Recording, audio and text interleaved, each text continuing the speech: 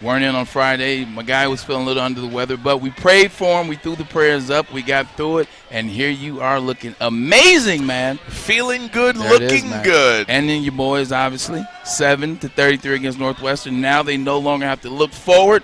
They can look to Michigan State. So good weekend for us. Oh, man, I'm here for the Michigan State talk later today as well, Jay. Well, we have got a lot of stuff to get through. Today it's the DraftKings Rock and Roll pregame show. We're broadcasting live here at O'Toole's in Royal Oak. They've got a Halloween festival thing going on awesome outside. out there. It's spooky. There's some spooky kids out there, I'll be honest with you. It gave me a fright when I was walking in. But we've got the Lions in Los Angeles, Stafford, and the Rams. That is the big talk. I think the bigger talk will be Michigan State between us. But Steve brought this up right as he walked in. Braylon, this is kind of a question for you.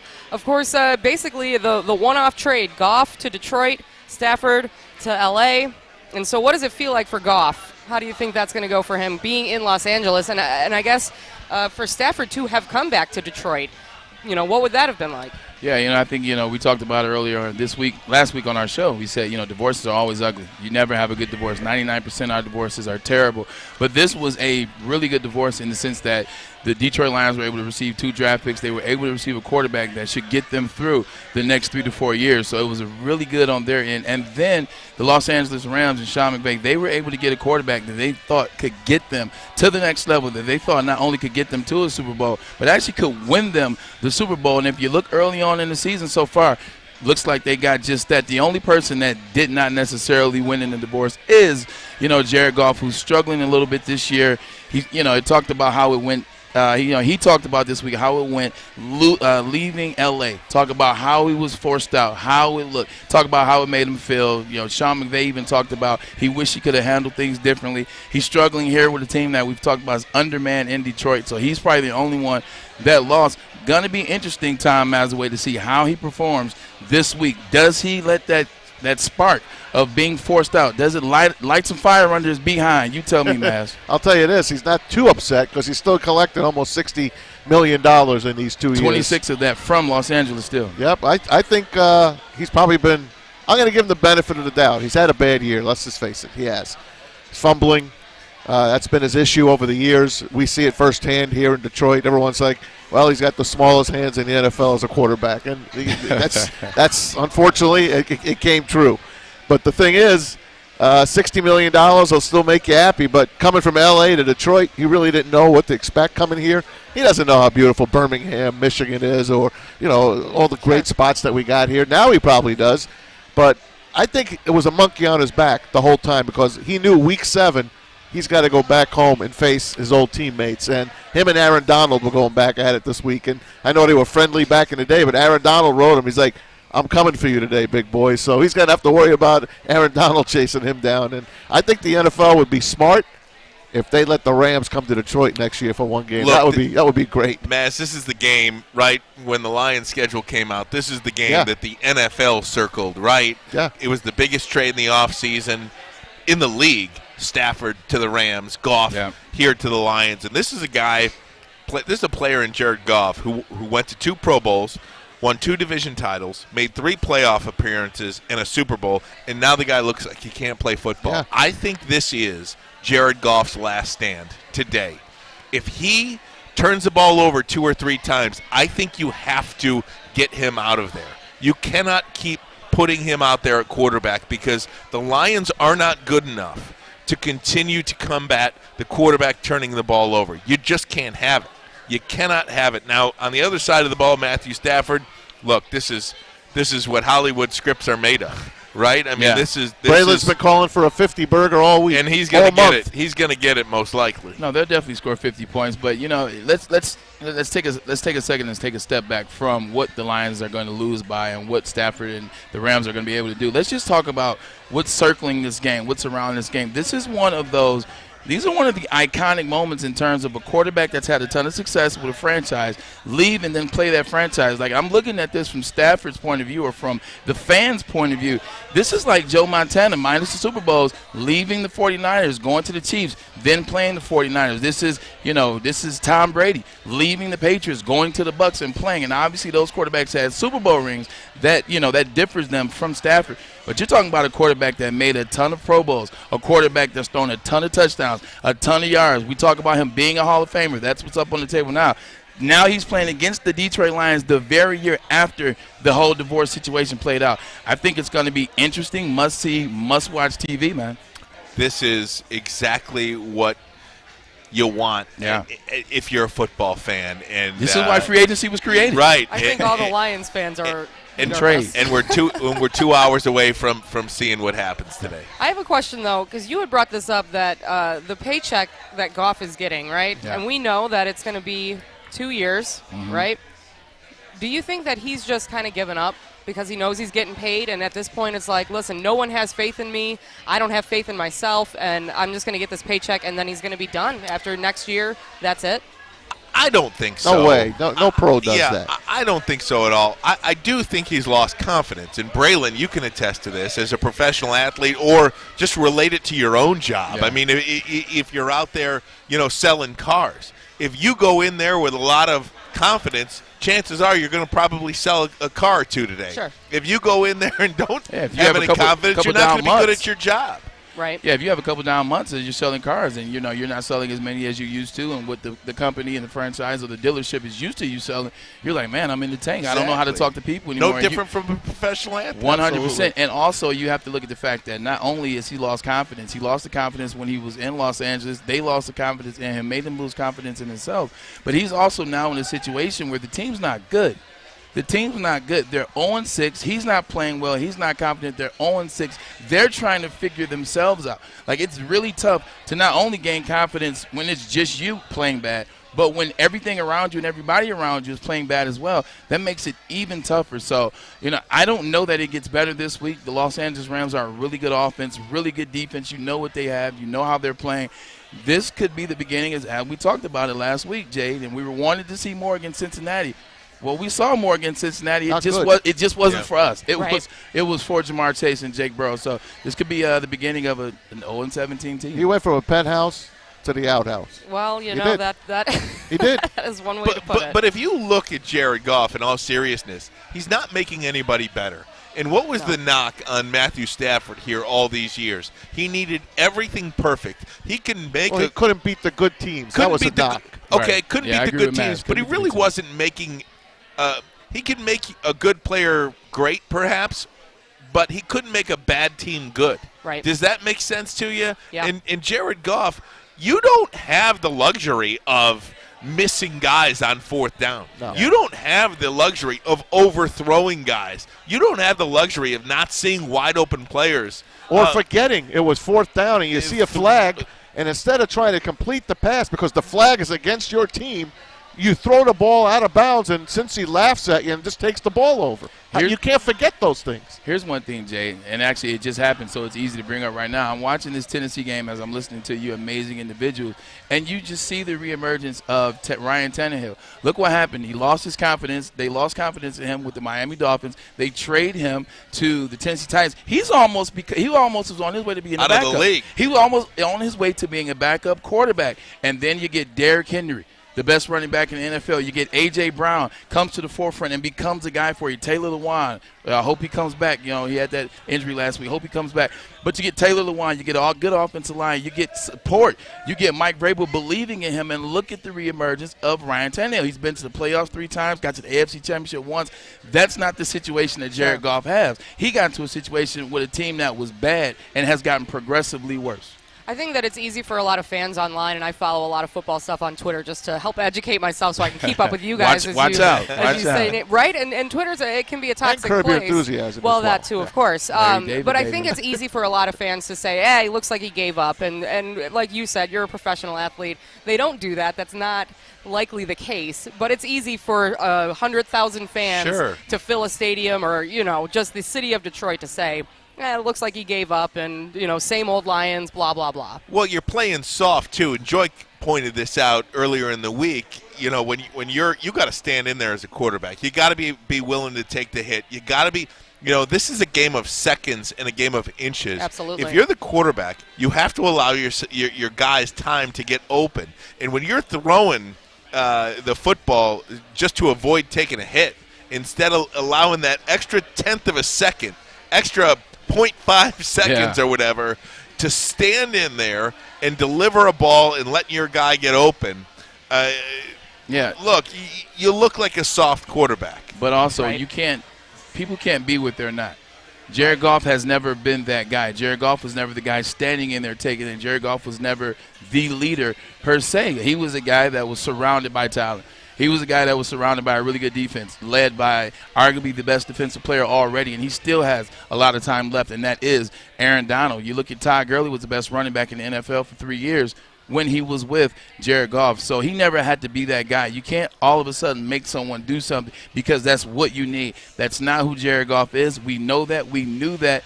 And now you're seeing it consistently on display. Absolutely. Well, we've got a lot more to get through. We'll do Braylon's breakdown coming up. Dan Campbell made some comments about what he changed as well. Myles Garrett and the Gravestones. We got to talk about that. Oh, man. Coming up, it's the DraftKings Rock and Roll pregame show live at O'Toole's with 101 WRIF.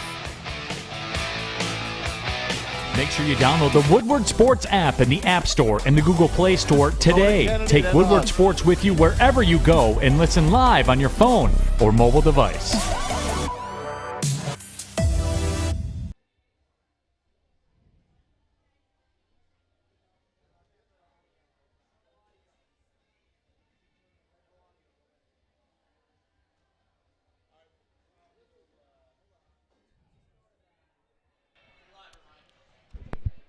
Hello. Yeah, here we are. I don't have a mic.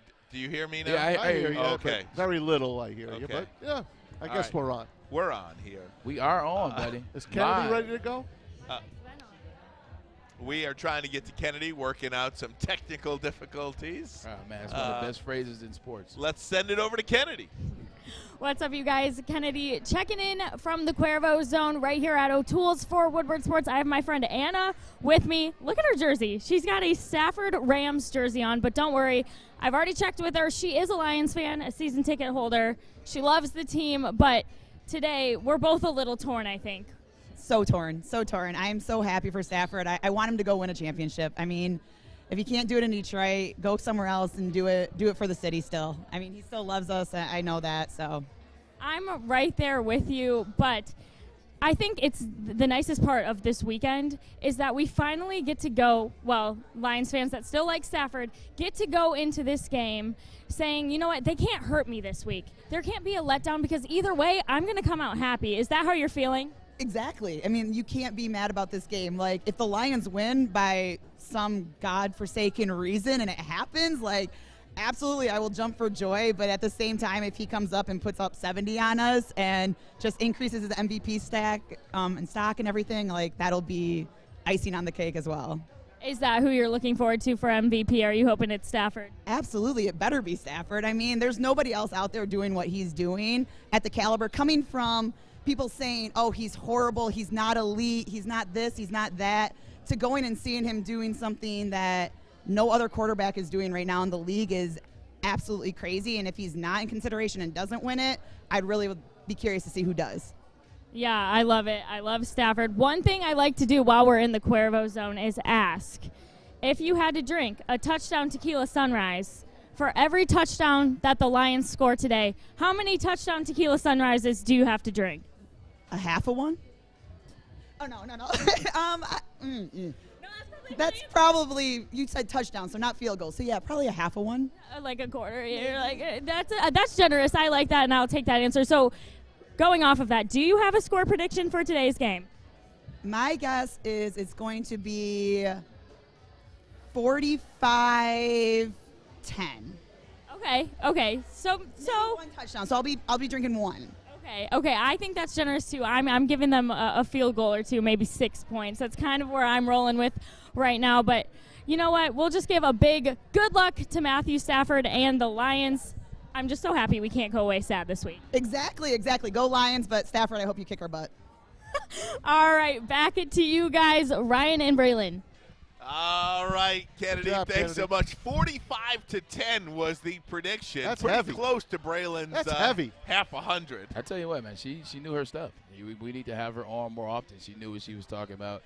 She's off maybe 5 points on the the Rams score. But, you know, it's going to be interesting, man. And typically, and I don't want to lead with this, but October 24th hasn't typically been a great day in Detroit Lions history. 50 years ago today, Chuck Hughes, first and only player to pass away on the field, had a heart attack in the preseason. And that's what you talk about, medicine then versus medicine now. If that would have happened today, he wouldn't have died on the field. But, you know, just rest in peace, Chuck. Hey, Chuck Hughes, you and your family. But with that being said, Can I say something there? Yeah, go ahead. You know they retired Chuck Hughes as number 85? Yep. Do you know they unretired Chuck Hughes as number 85 when Kevin Williams I got him going. asked for number 85? Kevin Williams. Who? Yeah.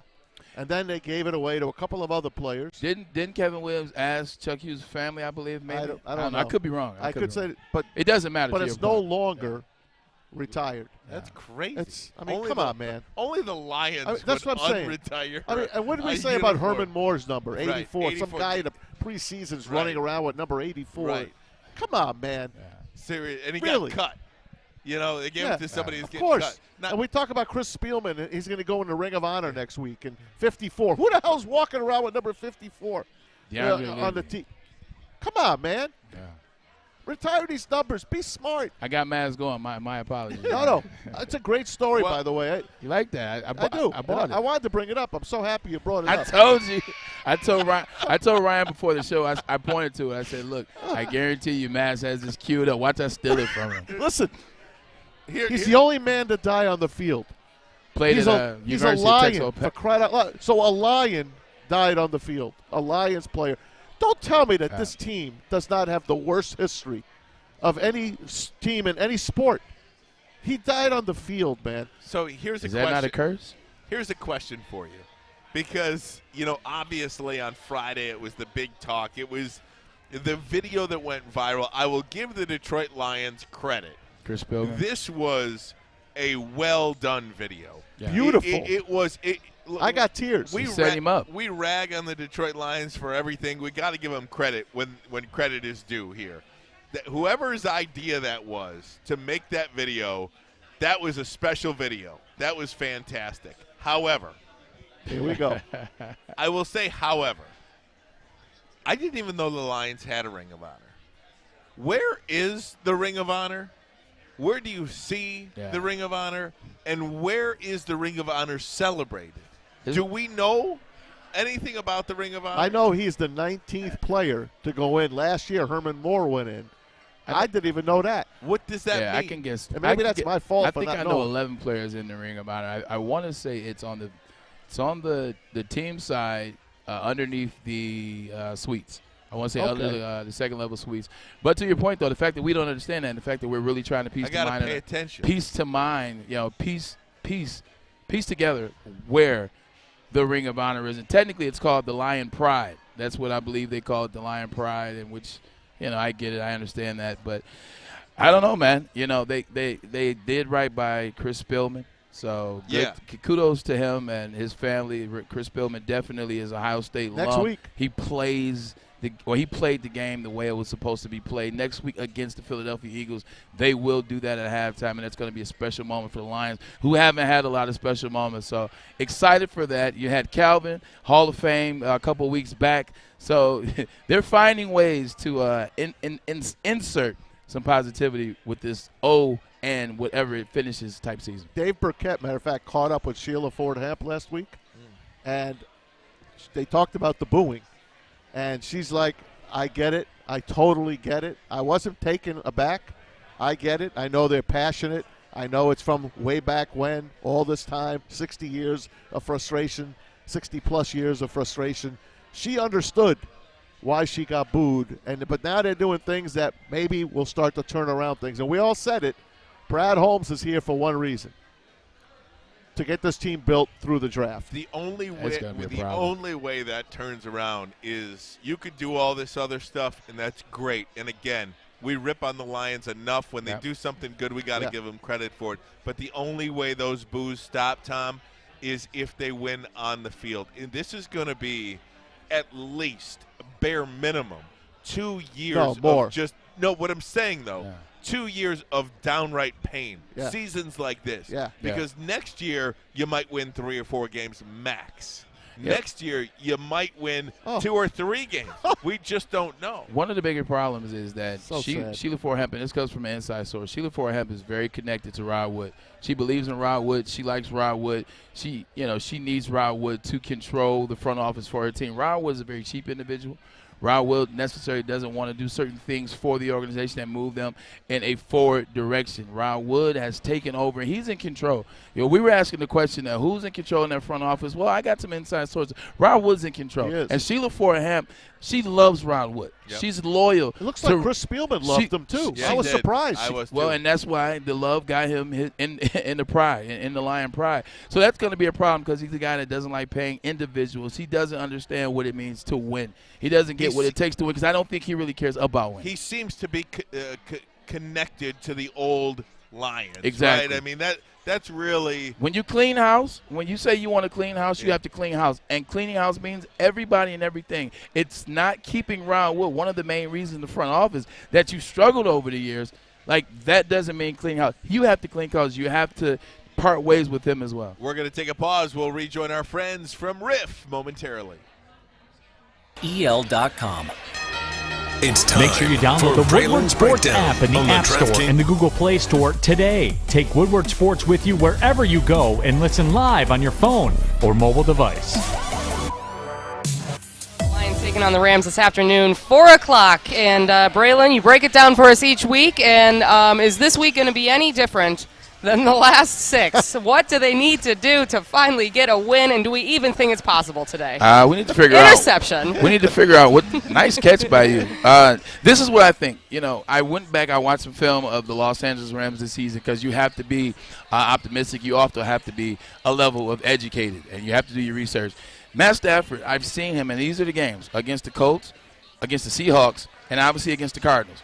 He struggled in the red zone. The Rams, have struggled in the red zone when you play certain opponents. He hasn't gotten the touchdowns in the red zone, and that's what you saw against Seattle, the Cardinals, and the Colts.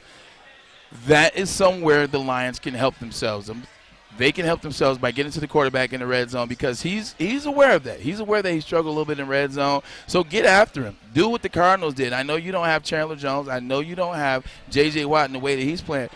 But Aaron Glenn has those guys playing when he wants to. Look at what they did against the Baltimore Ravens. They got to the quarterback. 4 sacks against Lamar Jackson, a guy that can get out of the pocket like no other. They got 3 sacks against Aaron Rodgers in Green Bay. So corral Matt Stafford. And what happens with Matt Stafford when you corral him, and you saw that in those games, is he turns back into that quarterback, likes to focus in on one player. You saw what Seattle did to him early. They got some sacks early, and then what happened? He's keying in on Cooper Kupp. Now he's overthrowing Cooper Kupp. Now he's throwing in the double coverage and triple coverage, and teams can key on that. Now you can play underneath that pass. Now you can intercept that pass. You can get into the throwing lanes with Matt Stafford. He's still the same guy that made those same mistakes in Detroit. Whenever he was corralled early, whenever people got to him, now he's looking for a safety option, which was Calvin Johnson. Do you think they're going to be expecting that, though? It's not about what they're expecting. It's about what his mental is used to. If he gets people that get to him, now he turns back into that quarterback. He's only had 6 games of success outside the Detroit Lions, if that makes sense. It's not like you're talking about a guy that's been playing in Los Angeles 4 years. The other thing that they could do and help themselves is Aaron Donald hasn't been himself this year. Aaron Donald's not the guy that's dominating the NFL right now. Am I correct, Maz? Absolutely. He has not dominated. 3 Defense sacks. is not the same as last year. They have not been as good as they've been in the past. They've had a couple flashes. You see against the Giants, they've had flashes. They played decent against the Bucs to get their win. But he has not been the dominant guy. Don't let him wake up. Chip when you can. Assist. Double team. Double team that. And then on offense, then still on defense, staying on defense, stunts and blitzes. That's what you have to do. You have to create stunts. Play games with them. You got to get those defensive line games. Get some linebacker games in there as well. They have enough to get to the quarterback, and they've shown that. Baltimore is a really good team, and they got to the quarterback with the Baltimore Ravens. Aaron Rodgers is a really good quarterback. It was in Green Bay. They got to Aaron Rodgers. So you can get to Matt Stafford, and you can cause him to remember and have those mental breakdowns when you see overthrown. Remember, Cooper Kupp, he overthrew a bunch of times in the Seattle game. He missed him in the Colts game a lot. He lost to the Cardinals. The Cardinals destroyed them, But it was easy thing. It wasn't because Kyler Murray was so great on his feet. It's because they confused him on defense. So that's how you can help yourself is confuse Matt Stafford with stunts and games. Make him remember, oh, you know what, sometimes I do go off the deep end when I get sacked, and I start to look exactly for the one guy that I throw the ball to. So that's how you can help yourself. Offense, you know what it is. You know what it is. Right. I think there's going to be one of two things that happen today. It's going to be a bloodbath, and it's just going to be a disaster. Or, because it's the Lions, and I feel like the most Lions thing that could happen is that they play Stafford and somehow manage to beat him. And it's the one game of the season that they win strictly because they're playing Stafford. One thing I didn't add to that is Matt Stafford right now, and I wrote this in my notes, I said, is on pace for the most yards he's ever thrown for, the most touchdowns he's ever thrown for, but in the fewest attempts he's ever attempted. Matt Stafford is playing the most convenient, comfortable football that he's ever played in his life. He's on pace for 5,600 yards with the fewest attempts he's ever had. He's playing so relaxed. Force him into a situation where he can't be relaxed. Force him to where he can't be comfortable. Those stunts and games will help. Go ahead, Do you think that the Lions can do that? Do you think they're capable of doing that? I think Matt Stafford's never won an MVP, but Lamar Jackson has, and they did that to him. Sure. I think Aaron Rodgers is one of the best quarterbacks ever in the NFL, arguably the best in the last 15 years with the exception of Tom Brady. They did that to Aaron Rodgers. So they've shown that they can do that at times to quarterbacks that are on that level, on a caliber level that Matt Stafford's never been on. So I think so. I think it's in there, but you got to do it early and often. Here's the thing. I thought the Lions were going to get blown out twice this year so far this season. First game was against Baltimore. They nearly won the game, probably should have won the game. Thanks to Hollywood Brown dropping two touchdowns. Second one. It's the NFL. It happens. Yeah, right. Second time I thought they'd get blown out was against Minnesota on the road. Should have won the game. Yep. Today, I think they're going to get blown out. So if that trend continues, they're going to have a chance to win this game. I just don't know how the Detroit Lions stay in this game. There are too many offensive weapons for the Los Angeles Rams. There's too many ways to beat you. I don't know if they can get to Matthew Stafford. If they can, we're always talking about Jared Goff. We're not talking about Michael Brockers at all. Nope. Defensive guy, defensive lineman for the Lions who spent 9 seasons with the Rams. He too is going back to play his former team. Will that have any impact? Is he going to be a guy that can get to Matt Stafford? I don't know how they do it, but the 2 times I thought they'd get blown out were 2 games that they nearly won. So maybe the third time's the charm here. I got a hunch with you, Jade. I think they hang in this game somehow. I really do. They're going to lose, but I'm going to lose. They're going to lose late in the game by a couple of late touchdowns, 35-17. I really think. I think that's the score. I really believe that. I don't know if we can trust your hunches because I'm looking at this KC Tennessee game. Yeah. You chose not to take Tennessee's defense, and they're pitching a shutout right now as of the first. Can half. I say this? Yeah. I think the Chiefs are finished. Yeah. They're down 27-0 to Tennessee right now. Tennessee. And it's only the half. And Tennessee's coming off a Monday night game. Right. They shut out Patrick Mahomes. And who does that? Did the NFL figure him out? I don't know if necessarily if the NFL figured it out, but I know what happened. That defense, they've always just been okay. They've had really good players. They've had a couple good players that have helped them and gloss over how bad the defense was because he was such a phenomenal talent on offense. I believe the defense is now at its worst. They're the last in the NFL in the rush. They're last in the NFL in pass, which makes them the last defense in the NFL. And what you have when you have that is you got Patrick Mahomes forcing everything. He's pressing. He's pressing passes that he doesn't have to sometimes. They're trying to make up for that defense. That's a great point, just Braylon. But shut out? He just made a great point that Patrick Mahomes, because of how bad his defense is, feels like he's got to do everything. And it's very similar. Look, he threw a pick, and he just fumbled the ball, which led to 10 points for the Tennessee Titans. It was 17-0, a pick, and then a field goal. And here we go, 27-0 at the half. Is there another quarterback that you know of that used to force things because his defense wasn't very good? Yeah, he was here. He was here. His name was Matthew Stafford. He doesn't do that anymore. But he ain't Patrick Mahomes. No, but he's talented as well, to your point. It's what happens when you're forcing stuff. But the other thing about it, too, is if you look at Patrick Mahomes, like once he took over as a starting quarterback, they were successful. They already had greatness in place because Alex Smith and Andy Reid had already got that offense there, and the defense was good as well. He doesn't know failure. So sometimes when you come out with success, literally his first season, like he broke all the records. You go to AFC Championship, then you lose. The next season, you win the Super Bowl. The next season, you go to Super Bowl and you lose. All he knows is success. This is the first time he's facing adversity. The defense is completely depleted. And now he's facing a ton of diversity on the offense, on the defense, from the media, from the fans, from us. Is it over? Is the experiment over? Has he been figured out? That weighs heavy. And now in that adversity, you are going to learn who a person truly is. 27-0 right now. I'll run the quick scoreboard for you. Tennessee on top off a Monday night game. I'm shocked. I wouldn't bet against Tennessee the rest of the year. They look really good. Giants over the Panthers at the half, 5-3. That's in New Jersey, that game. Giants with a 3-run homer from Daniel Jones to get to that 5 number. Only kidding. 5-3. Giants win it. Patriots just scored again against the Jets. What else is new? It's 31-7. New England. Atlanta on top of the Dolphins, 13-7 at the half. Touchdown from Tua in that game. And Packers in their throwbacks. They look good today. Very good. They're up 14-7 over Washington at the half. McLaurin's got the TD for Washington. And the Ravens down to the Bengals right now. 13-10. 13-10 Cincinnati. Going to the half. Who dey? What'd I tell you about them Bengals? You didn't say anything. I'm joking. You've been on them like Matt said all year. And I actually thought that they were going to win today. You just look at Uzomah scored another touchdown so far. You just look at the level that Joe Burrow is playing. And people forget, even though Joe Burrow got injured last year, his first year, this is his second year, Joe Burrow's older than most people think. He's older than Lamar Jackson. So you got to remember, he's been around for a little while. His Ohio State experiment, he goes down to LSU. He gets hurt last year. He's older than people think. So it may not take him as long to get involved. And then when you have a guy that you know so well, and that is Jamar Chase, you just have a guy that you know. You guys are connected at the hip. You guys don't even have to talk, and you guys are connected. So that was a good move taking Chase over Sewell, right?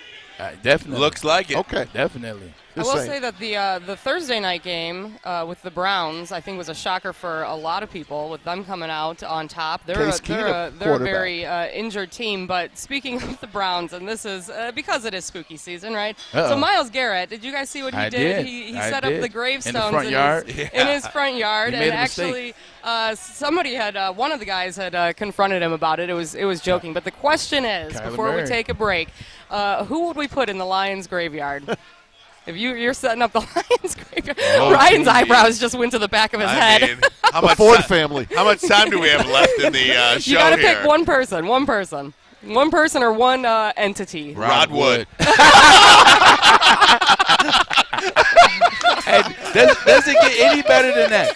On that note, we are going to take a quick break. It's the DraftKings Rock and Roll pregame show. We're broadcasting live at O'Toole's. Game time, 4 o'clock. Come on out and join us. It's AC/DC 101 The Riff, everything that rocks.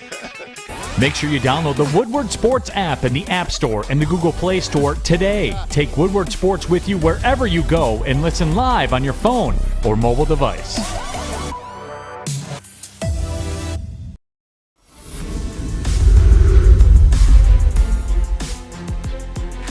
What's going on, everybody? Welcome to Making the Cut. We're here live at the Lady Jane's World Headquarters in Birmingham. My name is Neil Rule, filling in this week for Ryan Ermani. But with the Lions squaring off against the Rams, going up against Matt Stafford, they want to protect a good draft pick. A lot to unpack this week for the Lions-Rams matchup. What are the fans thinking? Let's find out. Brian, you're a big Lions fan, I would assume. Is that correct? Yes, sad as that may be, I am lifelong. Lifelong. Okay, so you probably have some thoughts then. If you could give the Lions one piece of advice for this year's team, what would it be? We need a new QB right away to salvage the season. Speaking of quarterbacks, Lions going against Matt Stafford this week. Are you rooting for Matt Stafford or are you rooting for the Lions? Yeah, he's a good guy. He left on good terms. He was classy about it, always good for Detroit, so I really wish him well. We're joined by Mark. And Mark, I understand you're a Lions season ticket holder all the way since 1994, getting ready for the Lions and the Rams. If you have one piece of advice for this Lions team, and you've seen a lot of Lions teams, what would it be for this year's team? Well, obviously there's a lot of holes, but one is the secondary in the defense is just horrible, and that to me it would be the number one thing to deal with. And then there's obviously other holes as well, but that's the big one, I would say, right off the bat. And you fill those holes through the draft. And with all that being said, do you want to see the Lions get that number one overall pick this year? Yeah. I mean, that's always torn because it means we have to lose a lot to get there. So, that's I guess the negative. But it looks like we're already there. So you saw Matt Stafford's entire career being a season ticket holder. So I have to ask you this, put you on the spot, Mark. Are you rooting for Matt Stafford to do well in this game, or would you rather see the Lions win? Well, I almost flew out to L.A. to see this game. Actually, I shouldn't even be here right now. I definitely am a supporter of Stafford and always liked his style and his abilities. And I'm hoping he does well. We're here with Dan, and Dan, appreciate your time. As you look at this Lions team this year, if you could give them one piece of advice, because quite frankly, it looks like they need a lot of advice, what would Dan's piece of advice be? Let's not go 0-17. Okay, but I mean, at the same time, though, don't you want the number 1 overall draft pick? There's a lot of holes to fill. Yeah, no? Been there, done that. All right, well, you're an experienced man as far as that goes. We'll send it back to O'Toole's in Royal Oak. Guys, take it away.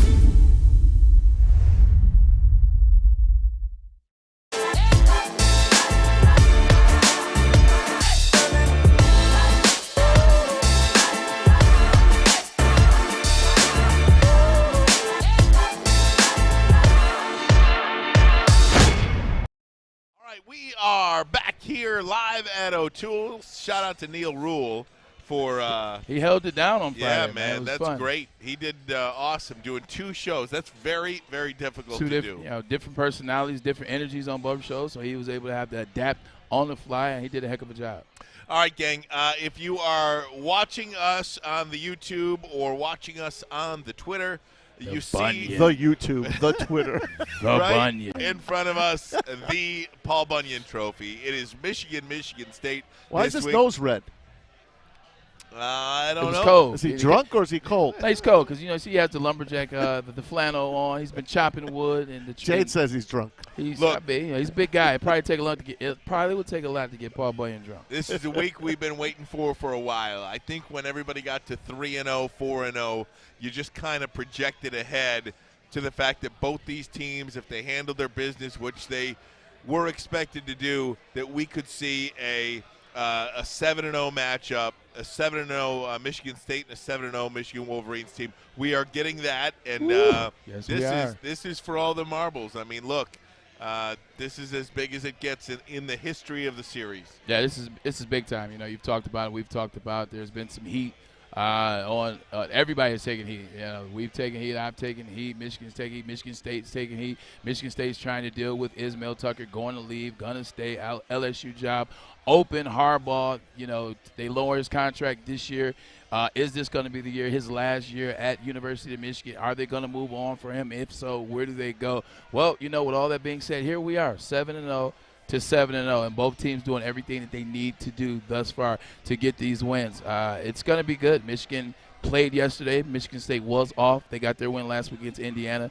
Michigan beat Northwestern. They had a really big second half. You were able to see them make some adjustments at halftime, which the score was 10-7. So I think it's shaping up to be a heck of a game, and we could talk about the nuances of, who stands where on what part of the side of the ball and what position. But the bottom line is, no pun intended, October 30th, next Saturday, it's going to be a heck of a noon kickoff. Hey, Bray, what did they say? What did Harbaugh say in the locker room yesterday when it was 10-7? Because I was at the Prep Bowl. I didn't get to watch this game. I did watch it on my phone. Yeah. I was at the Prep Bowl at Ford Field. Shout out to Bishop Foley. Bring home the CYO championship. Congrats to them. Well, here's one thing. But 10-7, I'm like, what the hell's going on? Well, here's one thing. First of all, they have to address it as coaches. You look at what Michigan does. What does Michigan do well? What do they do the best right now on offense that we know of? They run the ball. They run the ball with Haskins, and they run the ball with Corum. That's what they do well. When they got in the red zone, they got real creative. They got real cute is the word that I believe Brady Quinn as well as Matt Liner used on Big Noon Kickoff. Shout out to each one of those. Brady will be joining us this Thursday, so tune into that. But they got cute. Like, they run the ball straight up. If you're going to pass the ball. Like, don't try to do all this cute stuff out of the backfield and you screen pass and fake screens this way. You're inside the red zone, actually inside the 10. Run the ball, get a touchdown. Run the ball, get a touchdown. Like, that score could have easily been 21-7. 21-7. So that's the first thing they had to acknowledge as coaches, to stop being cute, do what we do best, run the ball, stop being cute. Now to the players, they told them, hey, it's okay. This is the Big Ten. The running back Hall had a 75-yard touchdown for Northwestern. He's not a bad running back. He's had some big games this year. That does happen. It happened to Alabama against Tennessee last night. It's happened to other teams, so that's okay. take your time, calm down, relax. Michigan State isn't here right now. It's Northwestern. Right. Let's go out there and let's do what we do. Let's play our defense. Let's stop them. Let's get to the quarterback. Let's stop the run. On offense, let's just run the ball. The hell with everything else. Since we're not going to pass the ball down the field with Cade McNamara, let's just run the ball, and then eventually, they put the young guys in and had some fun. Did you hear Pat Fitzgerald after the game? He applauded Cade and the Michigan. He's like, that's the best running team in the country. And he's like, Cade is very good at taking what the defense gives them. That's what Pat Fitzgerald said. Michigan is not going to be able to bully the rest of the teams on their schedule. The season starts for Michigan on Saturday, and I believe all the pressure is on Michigan and Jim Harbaugh this week. I believe Michigan State's playing with house money a little bit here because this is year 2 of a program for Mel Tucker. Yeah. Everybody thinks that Michigan this is it for them, and I think that Michigan's got they need to call a better game offensively. That was an atrocious game plan. In the first half or second half too? Both. The second half too. The block punt did it. Look, that changed everything. Run, bomb. Run, bomb. I mean, what are you doing? Here's the thing that I know. And one more thing. Go ahead. One more thing. We've been talking all year. I believe, that J.J. McCarthy is better than Cade McNamara. Right. You can't wait till midway through the third quarter to get him involved in the game. If you want him down there on the goal line, put him in the goal line. Cade McNamara is not out there making plays like this kid. J.J. McCarthy can make plays. Cade McNamara does not appear to be a player that is making plays for you. You can miss on when you're playing inferior teams, when you're playing inferior opponents, you don't have to make every play. But I'll tell you this much. When you're playing against the good teams, you got to make every single play. And what I saw yesterday was very disappointing. And they got to get this together quickly. They got 1 week to do it. And if this is having a vanilla offense so they don't show anybody anything, they haven't shown anybody anything for 7 weeks. Yeah. So let's see what you got here. Well, 33-7 isn't disappointing to me. The first half was disappointing a little bit for me in terms of the cuteness of trying to call screens and just not running the ball straight up the gut. When you had Haskins, you had Blake Corum, you saw what he did in the second half, and you saw when you had success in the first half how you got down there in the red zone. So they figured it out in the second half, and they played good defense behind it. So that's not disappointing to me. The problem is that when I'm thinking about is when I'm watching the wide receivers, you want Cade McNamara to throw the ball down the field. You want J.J. McCarthy to throw the ball down the field as well as run. But the problem is the receivers aren't ready yet. Like I'm watching these guys, and you just see them. They miss time jumps. Like that pass in the end zone, that should be a touchdown. Yeah. But the guy didn't know how to play the ball. Also, what you see the receivers doing a lot, the receivers on deep balls, they're stopping too soon and they're jumping up in the air. They're jumping up in the air trying to make plays on the ball when the ball is then thrown overneath. You know what that tells me? Cade McNamara can get the ball down the field. But what it tells me is wide receivers have to run under it. You have to run to the ball. Don't try to jump. Everybody is not 6'4". Everybody isn't Mike Evans or Julio Jones. They're not stopping and jumping up and catching balls and mossing people. The ball's thrown in stride. You go get it in stride. Like when you're stopping early and then the ball almost is caught by the defensive back, that tells me that you're stopping too early. So that's what they need to do. They need to watch film and get on the same pace. Wide receivers run through the football. Because the ball's getting down the field. The ball's getting in the end zone. I saw that pass. I saw the pass to number 6, Brown. Wide open. DB overplayed it. He jumped up. He jumped too soon. He missed time to jump. So with that being said, Michigan has enough to win. I do like. Absolutely, they do. I do. They have enough to win. It's going to be tough because Michigan State is good. But to your point, talking about getting J.J. McCarthy involved, I like getting him involved. I like switching up. I like doing it. To your point, I was against it, but I like J.J. McCarthy. I think he does a lot of things that your boy can't do. But don't forget that he's the leader of that offense, and that's what he does well, and that's what Pat Fitzgerald's talking about, is leading. Yeah, look, we're going to talk about this game at nauseum Till we're blue in the week. face. Yeah, till we're blue in the face. And I truly believe Michigan is still going to win the game. Yeah. I just think that they need a better game plan than this. You're not going to be able to bully these teams each and every week now down the stretch. I want to look around college football. What do you think of that overtime game? The Illinois-Penn State 9 overtime game was really something that I didn't even know that the overtime rules changed, to be honest with you, until I'm watching the game, and I'm like, what in the world is this? How is this going? But you want to talk about poor play calling. Oh, man. There were a lot of drops from Illinois and Penn State. Those guys dropped passes that would get been touchdowns. The one thing I do look at before we get into that, though, just talking about the Big Ten, just look at what 2 weeks will do. 2 weeks ago, we were talking about the Big Ten. They had 5 teams ranked inside the top 9 in the country. Yeah. They have 5 teams. Now they have 2. Now they have 3. And then after this week, they'll have 2.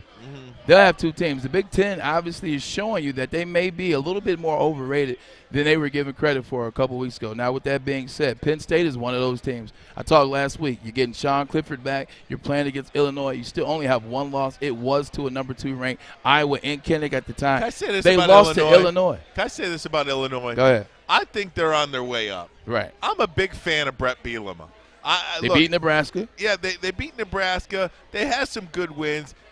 Illinois is a decimated program. I think he comes in and really makes them a player in the Big Ten. I really do. When will that happen? I don't know.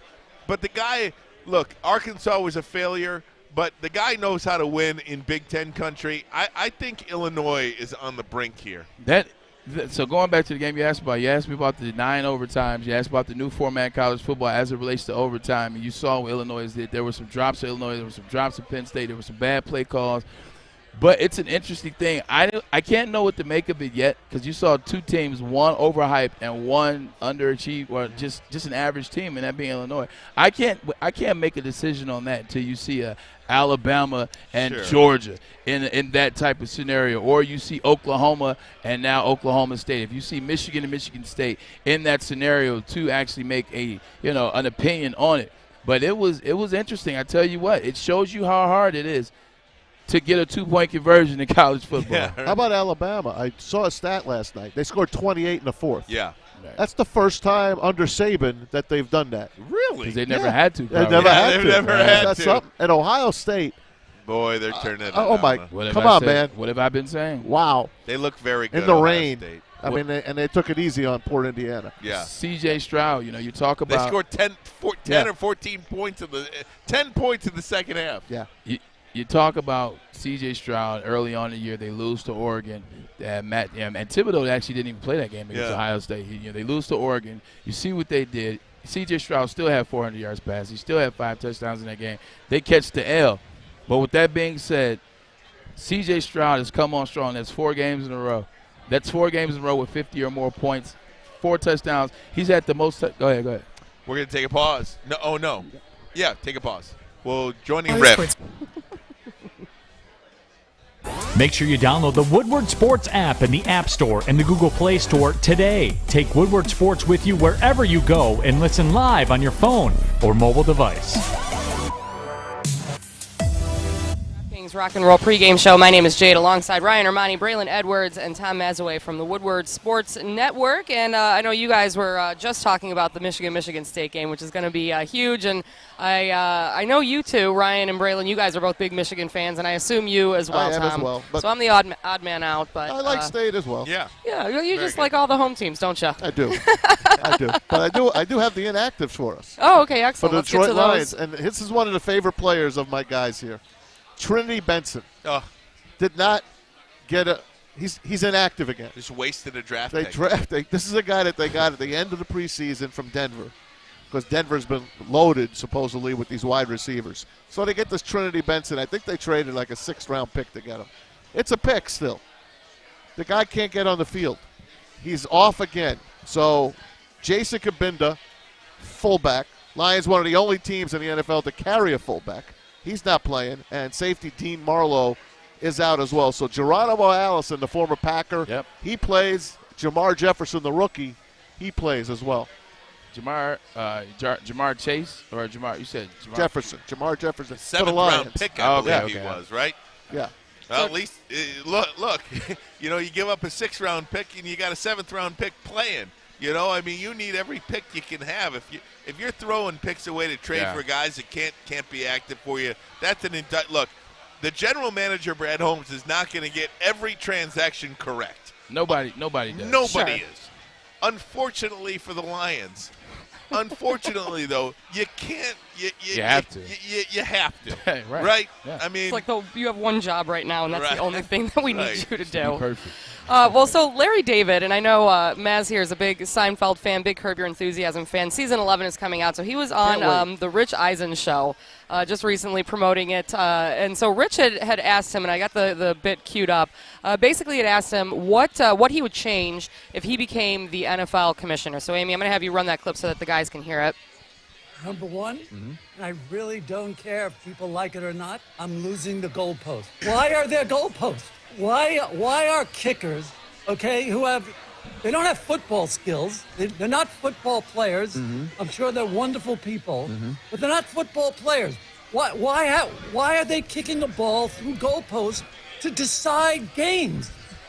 So that's, and I feel like as Lions fans, right, after some of the things that we have seen this season, and he kind of went on, and you guys can watch the full bit. It's up at WRIF.com. It's like a 10-minute clip. But I don't hate what he said. I mean, it's obviously a big part of the game. But as we have watched one person.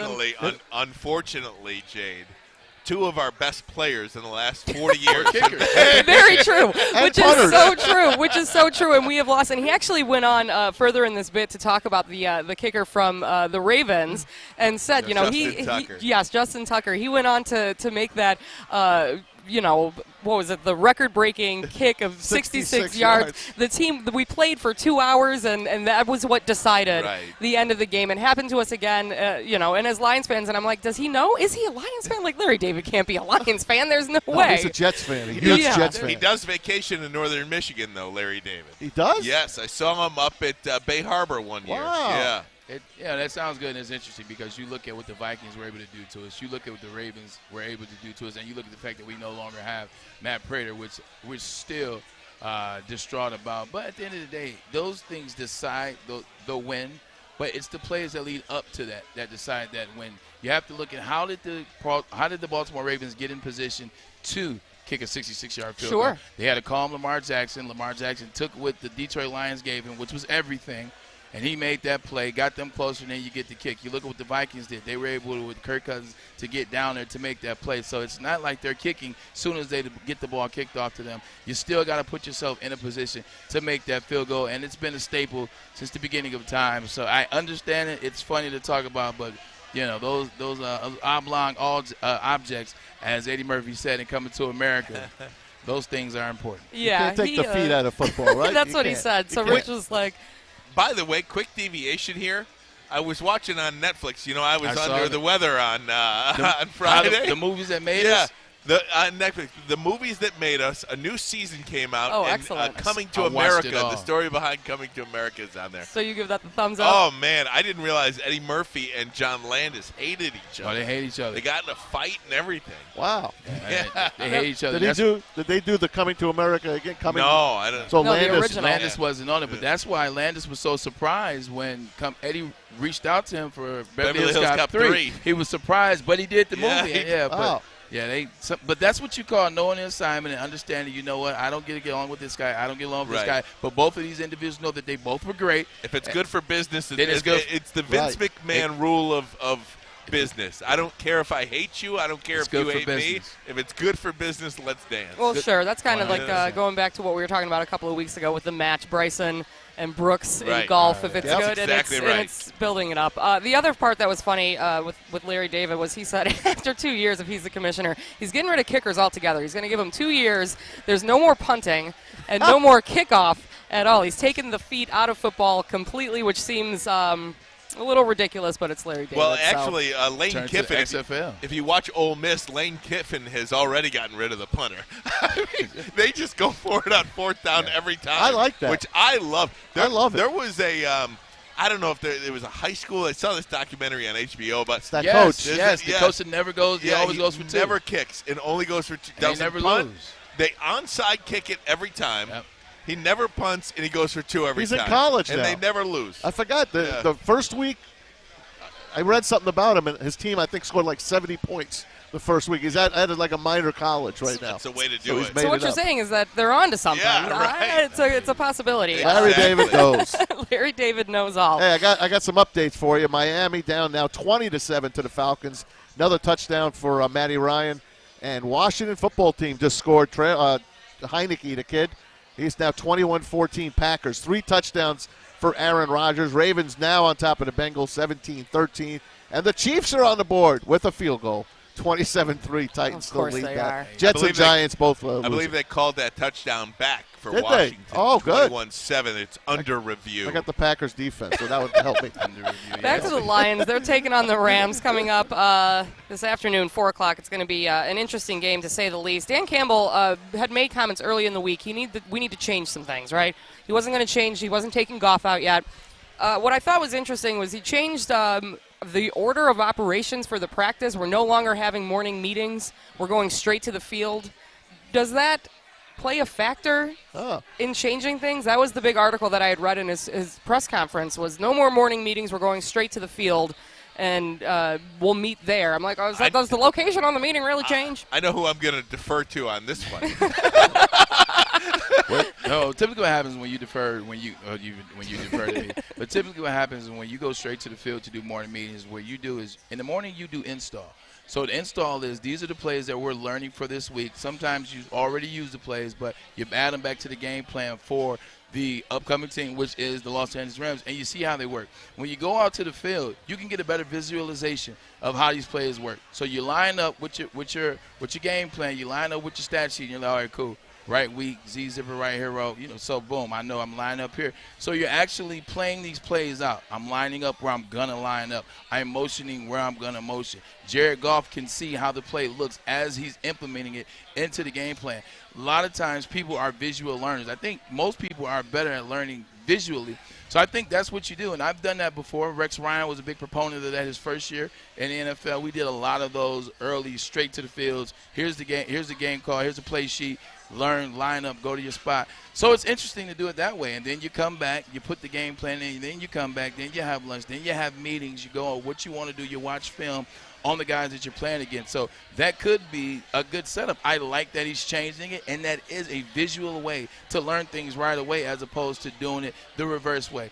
The bottom line is this, and that's the name of our win. show on Woodward Sports. Zing. I just love saying it. Bottom line. Right, it's amazing how many people say the bottom line. That's kind of why we named it our show. I'm a Stone Cold fan. But you got to do something different, right? Yeah. Like You think? If you put your pants on one leg at a time, put them on both feet first this time. Like, do something that's different. And with that doing something different, Jay, Ryan, Matt, I want to see something different, not Monday, Wednesday, Thursday, Friday, Saturday walkthrough. Once you get out to SoFi Stadium, I want to see something different on Sunday. Yes. When you play the game. How about a hurry up off the top? That's where I want to see something different is on Sunday. Show me something different. Show me that you can score a point in the first half. That would be I mean, awesome. seriously, Score a point in the first come out and run a hurry up offense. Yeah, I'm with you. Don't let the Los Angeles Rams defense substitute every play. We keep talking about how they're the youngest team in the NFL. Well, you know what young people have on older people is Stamina. There you go. So run. You keep talking about these guys are on average of 21 years old. Well, prove it to me. When I was 21, I could run for days. I'm 38. I'm not running anywhere anymore. Prove it to me. Show me something, and that could be something different. Show me something different on game day. Well, we're going to hope to see something later this afternoon again. We're broadcasting live here at the DraftKings Rock and Roll pregame show. Come on out and join us, O'Toole's in Royal Oak, alongside Ryan Romani, Braylon Edwards, and my friend Tom Mazaway. O'Toole's, go Lions. Make sure you download the Woodward Sports app in the App Store and the Google Play Store today. Take Woodward Sports with you wherever you go and listen live on your phone or mobile device. Yo, what's going on, Lions fans? This is Corey Woods, your Detroit Lions beat reporter at the Woodward Sports Network, checking in with your Roar on Woodward Report. And this time I am outside of SoFi Stadium. You see it right behind me because you know what today is. It is the Detroit Lions versus the Los Angeles Rams, and there are so many storylines surrounding today's game. First off, we got to talk about the quarterback situation. This is Jared Goff's return to L.A., the place where he had the best years of his career. And this is also Matthew Stafford's first game against the Detroit Lions since both quarterbacks swapped teams in this past offseason. Now, instead of talking to me, let's go ahead and talk to some Lions fans. A few of them made the trip, and let's just say they are rowdy and they are ready. You know, I'm expecting the Lions to lose. Let's just be real. But we're here to support Stafford. We love the Lions. Either way, it's going to be a win, you know. Anything that happens, it's going to be a great result. These two lovely young ladies who just decided to bombard me with they say, hey, we're Lions fans too. Did you guys make the trip from Michigan? I made the trip from Detroit. Mom lives here in Southern Cal. Oh, wow. Big Lions fans. What are you guys expecting for today's game? Oh, my God. We're just, you know, we got cheated out of watching Matt Stafford play his last game in Detroit because of COVID. And I want to see my old quarterback play, and I want to see my Lions play, and it's just love all the way around. And you, Mom? Oh, yeah, my loyalties are kind of divided, but heck, I miss Matt Stafford, so I'm rooting from here, and I'm rooting for Goff. It's really a tough one for me. Lions fans, right here. Did you guys make the trip from Detroit? Yeah! Oh, Right. I love to hear it. What's going to happen today? Oh, man. Do we want to talk about football? We're going to play football on any given Sunday. You never know what's going to happen. Never know what's going to happen? We ain't scared. We coming out here going to do what we do. We're going to put our hard hats on and we're going to make it work. We're going to work.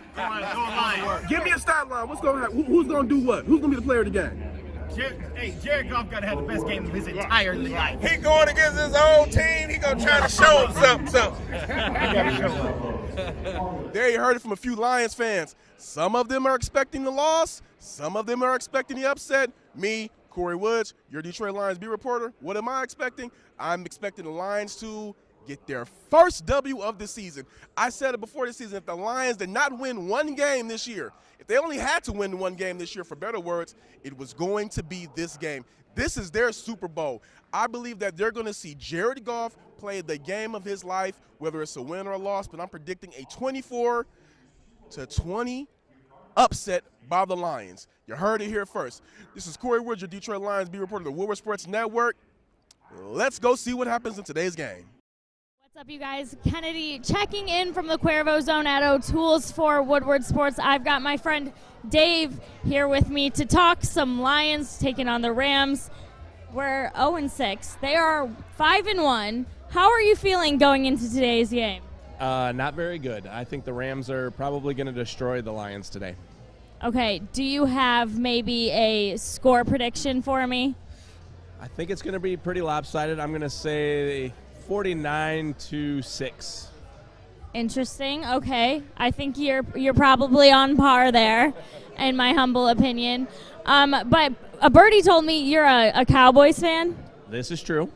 So if you had to pick between Dak Prescott and Matthew Stafford, who are you picking and why?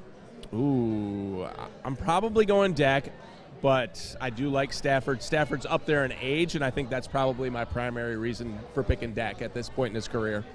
Okay. I'll accept that, but I do love Stafford. We have to, right? Actually, tell me how you feel about that. A lot of Lions fans are saying, for draft reasons, you can't like Stafford and the Lions. You can't have both right now. But I want both. So does that make me a bad Lions fan, or do you think it's okay for us to still support Stafford in L.A.? Oh, I think it's perfectly fine. You can always support a player that's playing on a different team than your home team or your favorite team that you're rooting for. Absolutely. I wish Stafford the best, and I hope he does well today, even though it is against the Lions. You know, they are my second favorite team. But I want to see him succeed. I want to see him win a Super Bowl. I'm right there with you. Thanks so much for hanging out with me, Dave. Back to you, Braylon and Ryan. All right, Kennedy, thanks so much. A little Diet Coke right there, buddy. A little Diet Coke action, my third of the day. Is that your coffee? No, I drink, well, in the afternoon it's my coffee. I drink a lot of caffeine. So you're a coffee guy in the morning. Oh, then, man, I'll drink. Then you hammer the Diet Coke. I'll drink like 6 or 7 cups of coffee in the morning.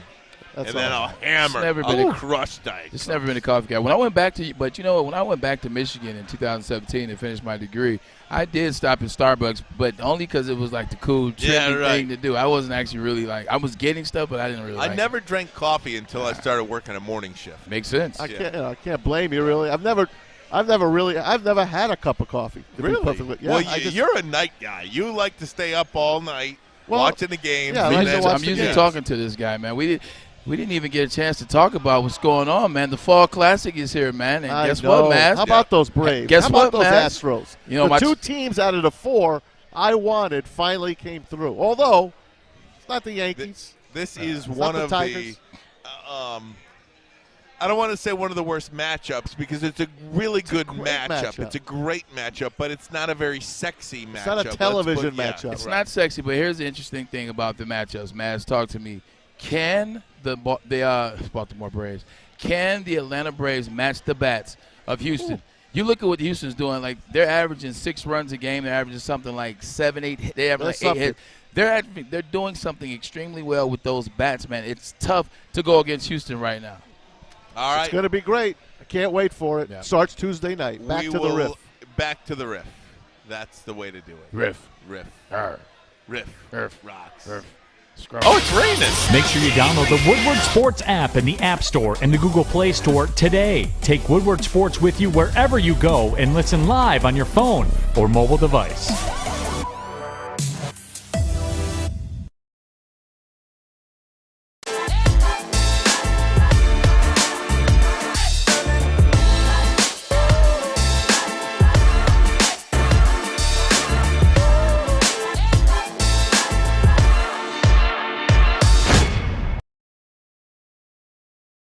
DraftKings Rock and Roll Pregame Show. Yes, we're broadcasting live here at O'Toole's for the DraftKings Rock and Roll Pregame Show. My name is Jade, alongside Ryan Armani, Braylon Edwards, and Tom Mazaway. You guys have been talking about it for probably about a half hour. You want to go around the league. Let's talk about some other matchups that we've got going on. Yes. Before we go around the league, I just wanted to say something. I was on my way to Ann Arbor to visit Ryan, better half known as my girl. Not me.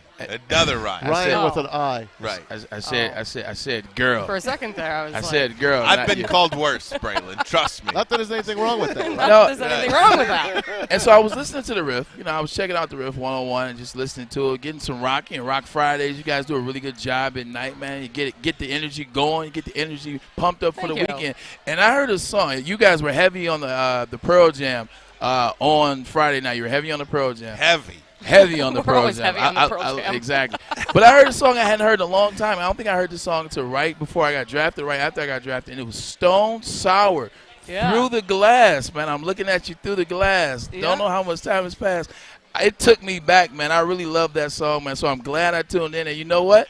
I will be tuning in more often on Fridays and maybe just in general. Thank you. I appreciate that. I appreciate I that. had to throw that out there. Well, she is the program director. Thank you. There you go, man. Thank you. All right, we got some other matchups going on. Obviously, a couple of games happening right now, but what's going on around the league? We'll start with Ryan, Braylon. Yeah, I've got my eye on this Green Bay Packer-Washington Redskins game. The Packers lead it 21-7. Washington was going in, went for it, 4th and goal at the 1, fumbled at the goal line, and Green Bay recovered it. They are on the move again, Washington. Uh-oh. Just fumbled again. Yes. And the Packers, I believe, recovered it. I think they're sorting it out. So we'll see what happens in that one. 21-7 Green Bay. 3 touchdowns for Aaron Rodgers. Over, yes. Yeah, I have 2 games that I'm interested in. Let me get 2, and you guys can have the rest. Just these 2 are very interesting to me. One is last year there was a team that beat Tom Brady that shouldn't have beat Tom Brady that he plays again today, and that is the Chicago Bears. Last year the Chicago Bears beat Tom Brady. They were one of the losses that they had. One of the 4 losses that they had was to the Chicago Bears. Now you have a team with Justin Fields seems to be playing a little bit better in the Chicago Bears. Could this be a game where Tom Brady is mad at last year, or could this be a game in which the Chicago Bears are trying to ride a little bit of that success, open up the offense a little bit more for your boy Justin Fields, rookie quarterback out of Ohio State? I want to see how that game plays out. And the other one is everyone's talking about homecoming, and everybody's talking about it's the Matt Stafford, the Detroit Lions homecoming. It's Brockers going back to L.A. It's Goff going back to L.A. It's Matt Stafford seeing his other former team. They're not talking about two individuals that also are having a homecoming, and that is the Arizona Cardinals. They're playing against the Houston Texans and J.J. Watt and DeAndre Hopkins. Now, it didn't end bad for J.J. Watt because the injuries forced him out, so that was a good decision by the Houston Texans to move him after the injuries. But they gave DeAndre Hopkins away for a bag of peanuts, and he was the best wide receiver and still is the best wide receiver in the NFL. You don't think he has a chip on his shoulder the size of the Golden Nugget playing against the Houston Texans, a team that is terrible? The 17-point favorites. A team that is atrocious. I cannot wait to see how Kyler Murray and DeAndre Hopkins connect against the Houston Texans. Titans out in front of the Chiefs still, 27-3. I can't wrap my head around. I think that's the biggest storyline of the week. I can't wrap my head around how the far. Chiefs have 3 points. Yeah, they're on the road. But Tennessee coming off that great game against the Colts on Monday Night Football. That was a phenomenal game. Watch that again, of course, on Wednesday night on the NFL Network. But Tennessee is my dark horse team right now. I love what they're doing. Tennessee has beat all the AFC divisional leaders this season. If you look at their schedule, they have beat all the divisional leaders in the AFC. Tells you a lot about who they are. And if you look at the Cincinnati Bengals as well, look, this is a team that I think the Detroit Lions can model themselves after. They have gotten good quickly. And how do you do that? You do it with a rookie quarterback. Joe Burrow, now, granted, he was a rookie last year. Not just a rookie. A hell of a rookie. A hell of a rookie. Now, last year he was a rookie. He got injured last year, so this essentially is his rookie season. But my goodness, on the road at Baltimore, they're 4-2. They are beating the Baltimore Ravens 20-17. They're trying to go to 5-2 on the year. It is just a remarkable program they're running over there in Cincinnati, and that is a team that I think gives you hope if you're a Lions fan to get good quickly. Patriots too. Mac Jones kicking Jets' butt today too. So it's another good rookie quarterback. Looks like another touchdown for the Bengals. For the Bengals, Looks go like up 27-17. Tell me that's Jamar Chase, or was that T. Higgins? That's Jamar Chase, baby. Look at that. He scores every week. Listen, and so he's had the best season in terms of yards-wise by any other receiver with the exception of Anquan Bolden, whose first year I think he went over 1,400 yards as a rookie for Arizona Cardinals. And now he's on pace to beat that, as well as Randy Moss's rookie year. What you're seeing, wow, an 85-yard touchdown. Look at the move. Look at the spin move. 75-yard, or what is that? Look 75 or 85? It's a lot. What you're seeing out of Jamar Chase, you're seeing an individual that trusts his quarterback. Guess what? Because they know each other. They know each other. Joe Burrow made sure that the front office of the Cincinnati Bengals drafted him. He said, this is the guy we need. The hell with Penei Sewell. The hell with what you're thinking. He's just as high as all of those guys on the board. We need this guy. And now you're seeing the dividends play off, not to mention Joe Burrow is a quarterback that has been around the block. He struggled at Ohio State, had to transfer to LSU. Found success in LSU with Joe Brady as the offensive coordinator, who's now with the Carolina Panthers. You're seeing a quarterback in Joe Burrow who may be his second year, but he is older in terms of wiseness of years and experience and age. And Maz's Giants lead 5-3. But they're on the the Carolina 5, baby. What is happening there? They're on the Carolina 5. They're driving. They're driving. Go G-Men. Okay. Well, so good. the hockey score? I'm no hockey season I'm starting. like, is this a baseball? When you mentioned it, I was like, wait, those aren't the baseball teams that Sam are playing. Darnold It's too early. grounded the ball. That's the safety against the Giants. So it's that 5-3. phrase, though, you can use in baseball. You can. Like, that was a grounder. Grounder out. to it. Yeah, like what? I don't know So what's going great. on. Are you watching the World Series coming up on Tuesday? I am, and actually, I kind of wanted to bring that up to you guys because there's a big story that the Houston Astros are cheating once again. Did you guys see that story about the whistling? No. Don't tell me again. Yes, there's a Stop huge story. it. How did you guys miss that? There's a huge story going on right now about the whistling, and somebody went back and now there's whistle noises that are supposed to be signaling players on like the high-pitched whistle to a low-pitched whistle. Get out of here. I swear. And so, I'm a huge Verlander fan. How are you not? But I mean, How do you not? How do you not? But at the same time, I personally I don't want to see Houston win. I'm not going for Houston. I want Atlanta to win. I want the Atlanta Braves to win. With that, whenever you have a level of cheat, or whenever you do something that is against the law, or it's illegal, or as it relates to sports, as it relates to a moral compass, people are always trying to throw things at you. Like, they're always, oh, you know what, they're doing this. Oh, well, I heard this, they're doing absolutely. it. So you got to take it with a grain of salt.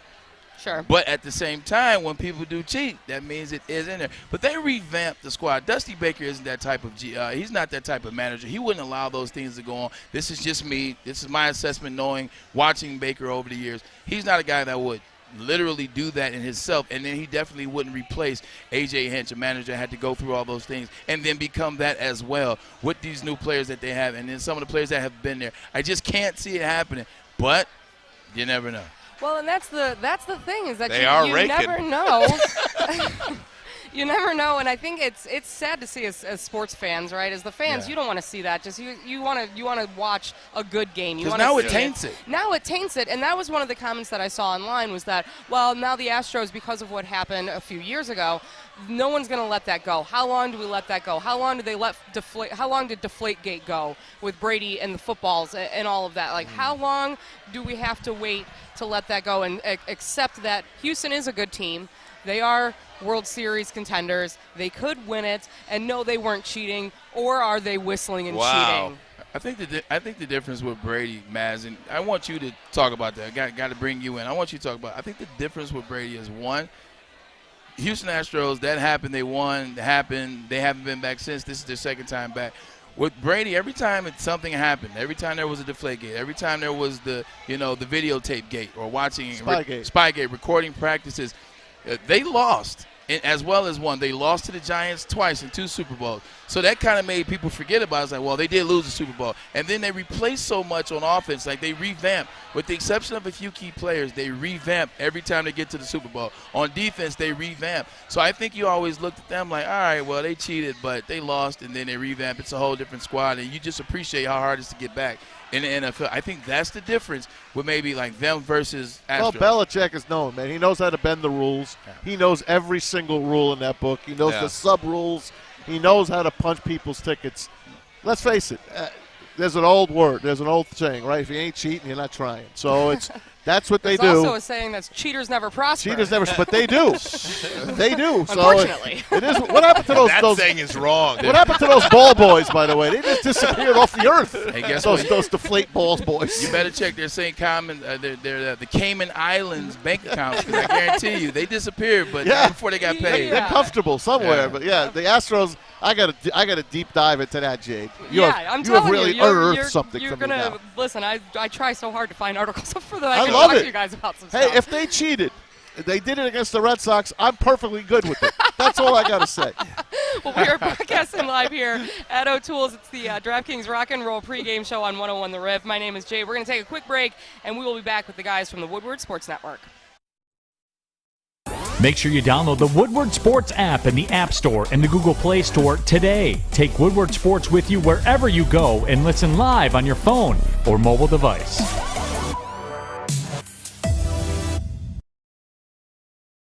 Welcome back to the bottom line here on Woodward Sports Network. Neil Rule in for Ryan Armani. Rest of the squad is up in here, though. Braylon Edwards, Maz, Art, Alex is in here also. And right now, as promised, we'll welcome in the radio voice of the Los Angeles Rams. Also does games for the Pac-12 Network. He is JB Long. You can follow him on Twitter at JB_Long. And JB, appreciate you taking the time to join us. And look, I mean, on the Detroit angle, certainly everybody's talking about Matt Stafford and Matt Stafford going up against his home team. You know, for you guys out there in LA, there's some homecomings too, isn't there? Yeah, there are a lot of them to talk about. In fact, I was going through kind of the Detroit Lions media release, and they did a really nice job presenting so many of them and kind of dedicating a page to each. Jared, the headliner, but Michael Brockers, I think, was integral in terms of establishing the culture, the work ethic along this defensive front that continues through Aaron Donald and Sebastian Joseph Day, and has become a real strength, real calling card of the Rams defense in this season. Aubrey Pleasant was one of my favorite assistant coaches to be around and to interact with. Even someone like Nickel Roby-Coleman on the practice squad, who I think got bumped up last week, was a joy to be around. So from Brad Holmes all the way through, that there is a lot of Rams flavor on this Lions rebuild. JB, how's it going? Berlin Edwards coming to you. How's the weather out there? Because it's pretty chilly here, man. It's pretty chilly here right now, man. I want to ask you a question. Talk about Jared Goff and how it just completely went south very fast with Jared Goff, the Los Angeles Rams, and Sean McVay as the head coach. It just seems like it went fast, quick. Talk about that a little bit for us. Yeah, it declined almost as quickly as it inclined in 2017 when Sean McVay took over and Jared Goff emerged into a two-time Pro Bowl quarterback with 40-plus wins, a couple of playoff victories, an NFC Championship game. If you had told me this is where we would be after that 2018 trip to New Orleans and the NFC Championship game win, I don't think I could have believed you. I mean, there was truly a time where my ambition was Jared Goff's professional career. I covered him since his days at Cal, what he had done turning that program around, and it felt like he was doing the same for the Los Angeles Rams, who were a 4-win team, when he arrived and played that rookie season. So it was tough to stomach in a lot of different regards. Unfortunately for Jared, he never seemed to take that next step from the Super Bowl and beyond. Part of it is a result of his circumstances. I think the Rams made some missteps with their personnel around him coming off of that Super Bowl. But I think what you're seeing now, where Jared is maybe struggling to transcend those circumstances, not necessarily able to elevate the other 10 around him the way that Matthew Stafford did through a dozen seasons, is characteristic of where the rubber met the road here in Los Angeles, too. And JB Long joining us here, the radio voice of the Rams, also does games for the Pac-12 network. So when you're staying up late watching football here in Detroit, chances are you're hearing JB Long's voice on there. Grateful for his time. But JB, what about that too? And for the Lions fans here, and you know this well, because with Brad Holmes now in charge and making the calls on draft day and everything like that, what I've talked about with this Rams team is that you look at the success they've had without the aid of first-round draft picks. And if you ever talk to a Lions fan, JB, the draft has been the problem. Now you know the Ndamukong Suhs and you know the Calvin Johnsons and the Matt Staffords. That hasn't been the problem. The obvious picks haven't been the problem. But between rounds 2 and 6, it's been a struggle bus for the Lions for a very long time. Sometimes round 1. Yeah, sometimes round 1. Yeah. But this is Brad Holmes' forte. You saw this. You know this deeply. I guess kind of make that case for Brad Holmes and what he can do from a draft perspective. Because all I can do, JB, to the watchers and the listeners is sell this hope based on a resume, but it's a strong resume. Yeah, well, how do your fantasy owners like Cooper Kupp? Are they doing a good job this season carrying them to weekly victories? Because he was a small school kid out of Eastern Washington, and there were a lot of other good receivers on the board right in that third-round territory in 2017 when he became the second pick of the Sean McVay era. And there are numerous others, and they don't have to be draft picks necessarily. You look at Darius Williams, who does such a great job opposite Jalen Ramsey as the second corner. And if you're the second corner opposite Jalen Ramsey, you're getting a lot of work. You're getting thoroughly vetted, and he was sensational last season and again this year before he was injured. He was a waiver wire claim from Baltimore. So I think the Rams philosophically in recent years when they've been dealing these first-round picks have been committed to those top 100 picks on day 2 of the draft, finding values that other teams are overlooking. And I think Brad and Ray Agnew bring a lot of that to Detroit, and I think that will serve them well. But let's be serious, they also have to capitalize and find the next Ndamukong Suh or Calvin or whoever it is with those first-round picks that came with Jared Goff to the Motor City. JB, I wanted to ask you about when Matthew Stafford came over, the Cabo, the whole thing, how it all happened, how it unfolded overnight. Tell basically. the truth. I mean, what did you guys think about that when it actually happened? So I'll never forget, obviously that was in the height of COVID and in California and Los Angeles here. We were experiencing it really badly. Finally, my family and I got out of the city to go for a quick overnight ski trip that we thought was for our 2 boys. And anytime you leave the zip code and you try and put your phone away, that's usually when breaking news happens. And that's exactly how it went down for the Rams and Matthew Stafford. It's interesting how Cabo kind of played into the offseason because the Rams went to Seattle and won a wild card game and were pretty vocal about sending their rival to Cabo. That's kind of like the NBA says gone fishing, right? When the team gets bounced from the playoffs, I guess in the NFL it's see in Cabo. And the trash talking back and forth with Jamal Adams and some others is pretty good. Lo and behold, the Rams end up there the following week after Green Bay eliminates them. And it worked out, I think, for their short-term benefit because they found their next franchise quarterback. I think you always kind of run in opposite of what you have, right? And you look for what the deficiency that you weren't able to correct. And Matthew Stafford is in some ways antithetical to Jared Goff because he's so good off schedule. He's not the most mobile quarterback, but as you know, he's extremely athletic and use every arm slot angle to handle the various things that come at him when the play breaks down. And I could see why Sean McVay and Les Snead saw him as the best available veteran option to maximize what's left of Aaron Donald, who is in his year 30 season, and Jalen Ramsey's prime together.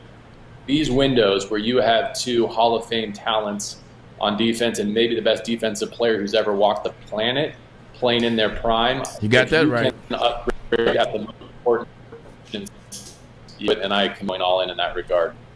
JB Long joins us, Rams radio voice. I feel like you're talking about my hot ex-girlfriend, and I'm getting a little bit pissed here just hearing about it. But when he came over, when he finally got there, I want to ask you this, because I know the Detroit way of thinking. Do you think, let's say he was with the Rams for the past 12 years, how many Super Bowls do you think they would have won? Well, the last 12 years weren't exactly their sweet spot, right? Until Sean McVay turned it around, it had been a dozen seasons or more since they had, gone to the playoffs and won a game. So he certainly could have, I think, managed some of that better and given them a better opportunity. What's cool about your fan base and even hearing you gentlemen speak about Stafford is the admiration that I sense still coming through. There's not a week that has gone by yet this calendar year, and certainly not this season, that I haven't heard from a Detroit Lions fan who's been there a second, just how much they respect not everything he did for that city. It's tough to say. This division's been so strong, right? Like Seattle had their time, the Niners rose to the top, then it's the Rams' turn, and now Arizona's undefeated and atop the NFC West. So would Stafford have taken them to higher heights? Would he have a playoff win if he were playing in horns for the last 12 seasons? Probably. I'd like to think so, but who are we to say? All right, well, JB, we certainly do appreciate your time coming on here on The Bottom Line. And, hey, I always do this when I listen to the games on Sunday. I always listen to the visiting team's radio feed on the satellite radio. So I'll actually be listening to you. Appreciate the time again. Thanks a lot. All right, Neil, thank you for the invitation. JB, let me throw one more question at you real quick. Just a quick one. Talk about Kyler Murray, man. He's the man. Like, early in the season, I thought you guys in the Los Angeles Rams, after the win against the Tampa Bay Bucks, I said, oh, man, Los Angeles and Matt Stafford, they're real. But Kyler Murray, the reemergence of James Conner, A.J. Green, and J.J. Watt, are you guys in trouble? Do you think that out there in Los Angeles? Well, I appreciate what they did, kind of layering in those veteran stalwarts who elevate the standard, I think, and show them the right way to go about it, because that all plays into the thinking out here, right? It's an arms race. When Russell Wilson plays at an MVP level, when Kyler Murray gets drafted #1 overall, when the Niners go out and get Trey Lance, when the Rams trade for Matthew Stafford, this is for real out here. But what stands out to me, Braylon, about Kyler is he has somehow maintained or even captured that locker room, despite in Week 17 at SoFi Stadium having a chance to get his team to the playoffs and missing the better part of 3 quarters with an injury, and then kind of just meandering back into the game in the 4th quarter. And I can't speak for him and his physical presence, but a lot of us were looking around being like, man, with your season on the line, is this your guy? How's his locker room going to feel about him, kind of just meandering back in a game that he could have maybe helped get them to the postseason? Then he goes and talks about pursuing a baseball career this offseason, and it just doesn't strike the right tone. But were we ever wrong? I mean, he's dialed in, and A.J. Green and J.J. Watt and Chandler Jones playing for a big contract. It's all working really well. Yes, it is. I appreciate that. I didn't mean to keep you too long. I had to get that question out there. All right, well, JB, again, we appreciate it, man. I'll be listening anyway on Sirius Satellite Radio, so thanks again for the time. JB, thank you. I appreciate you. Back here live at O'Toole's in Royal Oak, it is Lions and Rams pregaming up with our teammates. That was a scare right there. 101 WRIF, Ryan Armani, Braylon Edwards, Tom Masway. We've got Jade here as well, and gang getting closer to kickoff here for the Detroit Lions. This is one that we circled on our calendars the minute the schedule came out. Before we get back to Jade and the Riff and our partners on 101, we just got to talk about something real quick. every year the guy that wins the MVP in the NFL is going to be a what? We know that it's going to be a quarterback. It's been tried and proven. It's been Aaron Rodgers. It's been your boy Patrick Mahomes. It's been Lamar Jackson. It's been Tom Brady. The list goes on. We can go on Daniel and on. Jones. Derrick Henry had 2,000-plus rushing yards last year and wasn't. I think he finished runner-up. I think they did give him runner-up. No, he finished third because Josh Allen finished second. Well, Derrick Henry said, you know what? Since you have to be a quarterback to win the MVP, you know what I'm going to do? I'm going to throw a touchdown as well. Derrick MVP Henry, which is what I'm going to start calling him on accident, just threw a touchdown pass for the Tennessee Titans against the Chiefs, and they're whooping their butt. Check that guy out. He has to be number one on your list for MVP next to Tom Brady. 27-3, the Titans lead the Chiefs. We're going to take a pause and join our friends from Riff. Make sure you download the Woodward Sports app in the App Store and the Google Play Store today. Take Woodward Sports with you wherever you go and listen live on your phone or mobile device. Taking on the Rams, 4 o'clock this afternoon, about a half hour away. It's Jade here alongside Ryan Armani, Braylon Edwards, and Tom Masway, our friends from the Woodward Sports Network. And Braylon, you just mentioned something very interesting, Derrick Henry, and it's so cool to see. And I think that's what so many fans love, right, about football and just about sports in general, right, the athleticism, when you're watching just some amazing things happen. And Derrick Henry isn't a quarterback, but he is doing some quarterback things right now. But you wouldn't know it. Every year in the NFL, the MVP of the league is going to be a quarterback. It is what it is. They get all the credit when the team wins, but rightfully so, because when the team loses, 9 times out of 10, they get all the blame as well. Derrick Henry had 2,000 yards last year in the NFL, and I believe he finished third in the MVP running. I think Josh Allen was second, and I believe that we know Aaron Rodgers won. Derrick Henry said, you know what?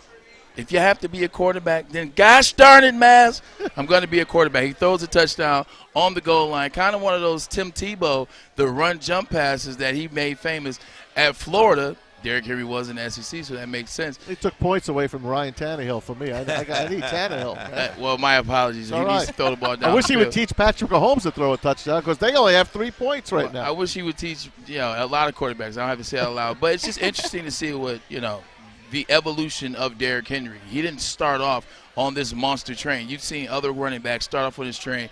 You saw Chris Johnson, another fellow Tennessee Titan. He came out with 1,000 yards, and then 2,000 in his second-year campaign in Tennessee in 2008 or so.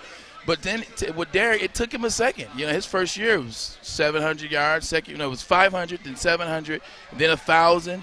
Then 1,500, then 2,000. So you're seeing him really come into his own. You're seeing Coach Mike Vrabel really understanding how to use him, Ryan, and he uses him well. And you saw, like Matt said, you come off a Monday Night Football game. He had 145 yards, 43. Excuse me. If he had 145, I would have beat you, Ryan. I would have beat you. I love that you love Derrick Henry. That's all. I love that you love him. I love that you two love each other so much. Very much. Oh, man, we're a match made in heaven. I just love the fact that he's probably spend every day with them.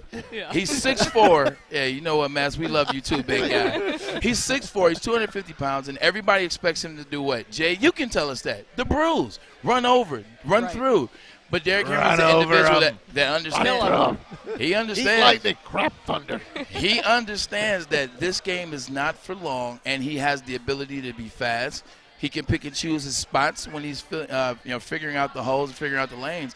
He's a smart individual, and he's not getting enough credit for that. I just love him. I love that Mike Vrabel loves him, and I love that the Tennessee Titans are rolling. He's a throwback player. He's a throwback player with new age intelligence. Yes. There you go. Hey, Giants 15, Panthers 3. How about That's all I got to that? say. That's all I got to say. So much for the Panthers getting off to. Didn't they get off to like a 3-0 start or something? Now they can trade Saquon Barkley, and they'll be. There you go. Yeah. There was an interesting stat since you were talking about the MVP usually being a quarterback. Lamar Jackson has the most wins of any quarterback before his 25th birthday. Wow, I love that guy. Which is a stat I read on the internet, so I guess I could be wrong. But you're right. And none of them in the playoffs, though, and that's the that's the. Well, he's 0 for 2.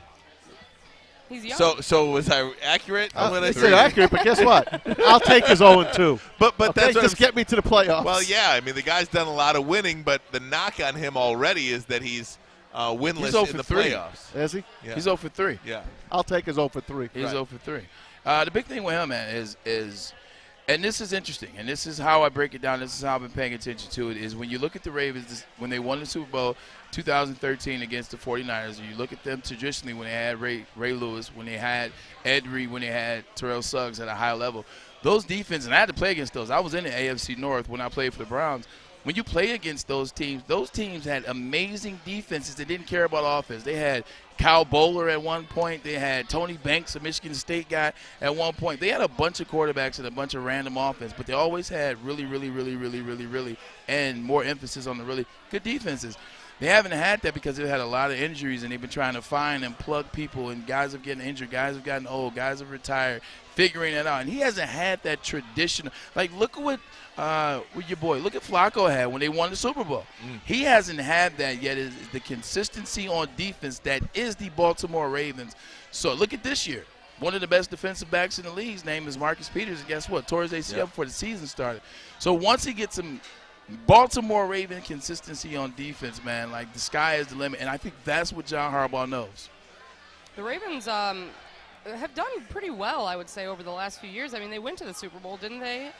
I don't know what Tom's my daughters are visiting and they're leaving. They lost. They hit and ran. They lost. My friends did that too. They came, they had a drink, they left. They're like, all right, you guys are busy.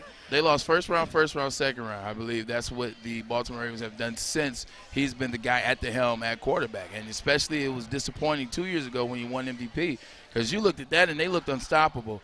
And then they lose in bad fashion to the Tennessee Titans, mind you, and Derrick Henry. That's who they lost to that year. So, you know, they've had players on defense. They just haven't had a solid, continuous defense like they used to have, and that's what they're missing. Not to mention everybody's hurt, and he's operating at this level. I feel like everyone is hurt, the whole league. Everyone, you talk about a team, you're like, well, everybody's hurt. That team, everybody's hurt. The Bengals, they're hurt. The Browns, they're hurt. The Lions, well, they are hurt in more ways than one. And that's what separates the good teams from the bad teams, right? You look at the Ravens, they have more players on the injured list than the Detroit Lions do, and by two, and the Ravens are in first place, and the Lions can't win a game yet. That just separates those good teams from the bad. Absolutely. Can you have the next man step up? Cleveland. Next man up. Cleveland. Right? Like Cleveland. And he's 100% right. The Baltimore Ravens are number 2 in the league in injuries on their team with 19. Guess who's number 1? Cleveland. Guess who Cleveland played on Thursday? We thought that they were going to lose. I picked against Cleveland. I picked the Broncos. I picked the Broncos. Yeah. The Broncos, I thought that the defense would hold up enough. I thought that the backfield beating out, and by the backfield, I do mean Baker Mayfield, Kareem Hunt, as well as Nick Chubb. But guess what? Offensive line came, stood the test of time. The Ernest had an amazing game. Johnson. The Ernest Johnson, who was a fisherman, That was 2 years ago. that I found out the other day that they were like, he was on a fishing boat. Right. He was on a fishing boat. And They found a way to win. The good teams or the team, they find a way to win. Why can't we find a player like that? No excuses. You know, Tom, I really wish we right. could talk for years about why we can't. We got find. fishermen out there. I mean, How I'm the a hell's our fisherman. players? This is I'm the a Great fisherman. Lakes. I'll go fish. You want me to go fish and prove? I don't know. We can't even get a wide receiver, Trinity Benson, that we fish for. He can't get on the field. No, But it's bad. Well, man. we're not It's playing bad. football is what we're not playing. They're out there playing cricket. So I guess if we can figure out what's happening. Oh, by the maybe way, we can Patrick get a Mahomes win. just got crushed. Yeah. And he is not looking good. He's ugly. done. He is I think done. the Chiefs are done, man. The Chiefs are done. I think Chiefs he's are done. officially done. Look at him. He's out. Well, he's not feeling good. Someone just killed him. So the Oh. Lions taking on the Yeah, Rams it's just- coming up at 4 o'clock. We're broadcasting live here at O'Toole's. I forgot for a second where we were at. O'Toole's in Royal Oak. Did you hear the people in the bar with the hit? Oh! Cut Put him him on in the half. roof. Everything that Huh? rocks. He bent them in half. Make sure you download the Woodward Sports app in the App Store and the Google Play Store today. Take Woodward Sports with you wherever you go and listen live on your phone or mobile device.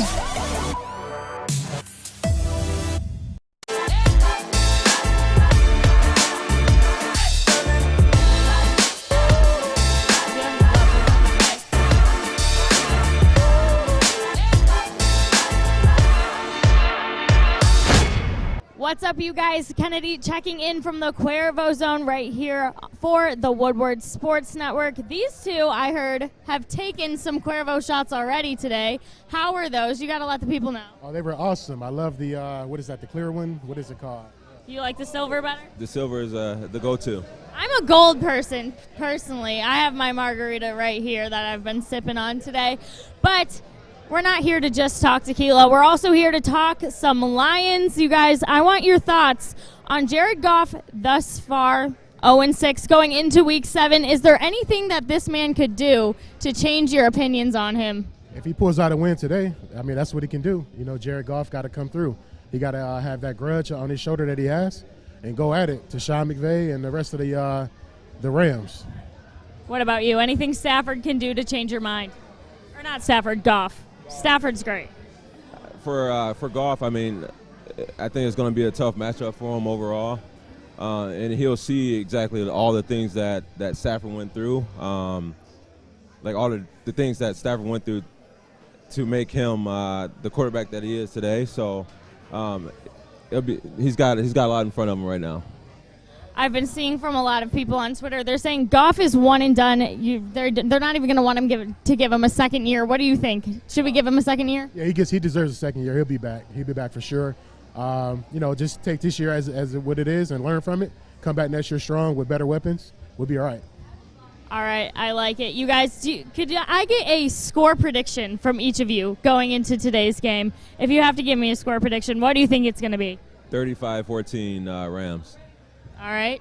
35-14 Lions. I think the two touchdowns are generous. But, all right, that is all from the Cuervo Zone. Headed back to you, Ryan.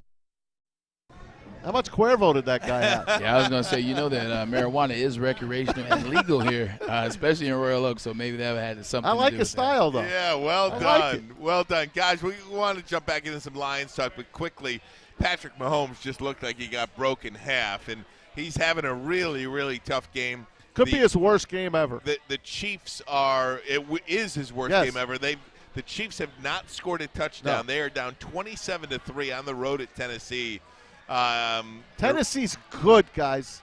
I mean, really good. Yeah. Okay? They're put them in the top 3 right now. Oh, they are really somebody's good. coming around now. Somebody's top 3. I say Buffalo's still number 1. No. They beat Buffalo. I still say Buffalo's number 1. Go ahead. I think Tampa Bay and Green Bay are right up there. I think the Rams are up there. I wouldn't put Tennessee in the top 6. That's fine, but top 3 in the AFC then. Okay. But here's the thing. Here's the thing with Tennessee. Yes, you can argue that Buffalo should have beat them. You can argue that if Josh Allen doesn't slip, you can argue that he gets the first down on 4th down. That was a great play call by Coach Sean McDermott. It was a great play call. It was a great call up, drawn up by Brian Daboll, who was offensive coordinator when I left Cleveland, so I know him well. They're still a really good football team. You saw what they were able to do with Emmanuel Sanders. And because of how good Emmanuel Sanders has been, he's helped out Stephon Diggs. Stephon Diggs finally showed up. I like Singletary at running back. When they gave him the ball, he played well. And even with that, look at Cole Beasley. What they do with Emmanuel Sanders and Stephon Diggs, it allows Cole Beasley to be wide open. Josh Allen's still playing really well. They, struggled a little bit in the red zone, had to settle for field goals a couple times. But with that being said, I can understand how Matt says that he still likes Buffalo to be there. But Tennessee is a team you don't want to play against. And the good thing about Tennessee is they only get better in November and December. This is not a team that you want to play right now, and you darn sure don't want to play him, Jade or Maz or Ryan, in November and December when it gets cold and nobody wants to hit the guy that's running 21.8 miles per hour at 6'4", 250 pounds. Patriots 41. Jets 13. Just want to make mention, Mahomes is out of the tent walking around now and not leaving the field. That's a great sign. He's staying on the field. By the way, the Kansas City Chiefs backup quarterback, Braylon's former Number quarterback, 7. Chad Henne, former Michigan guy. You won a playoff game last year. I was just about to say, without Chad Henne, they don't even have a chance to defend their Super Bowl title against the Tampa Bay Buccaneers. Should have been the Browns that day. That should have been the Browns' day.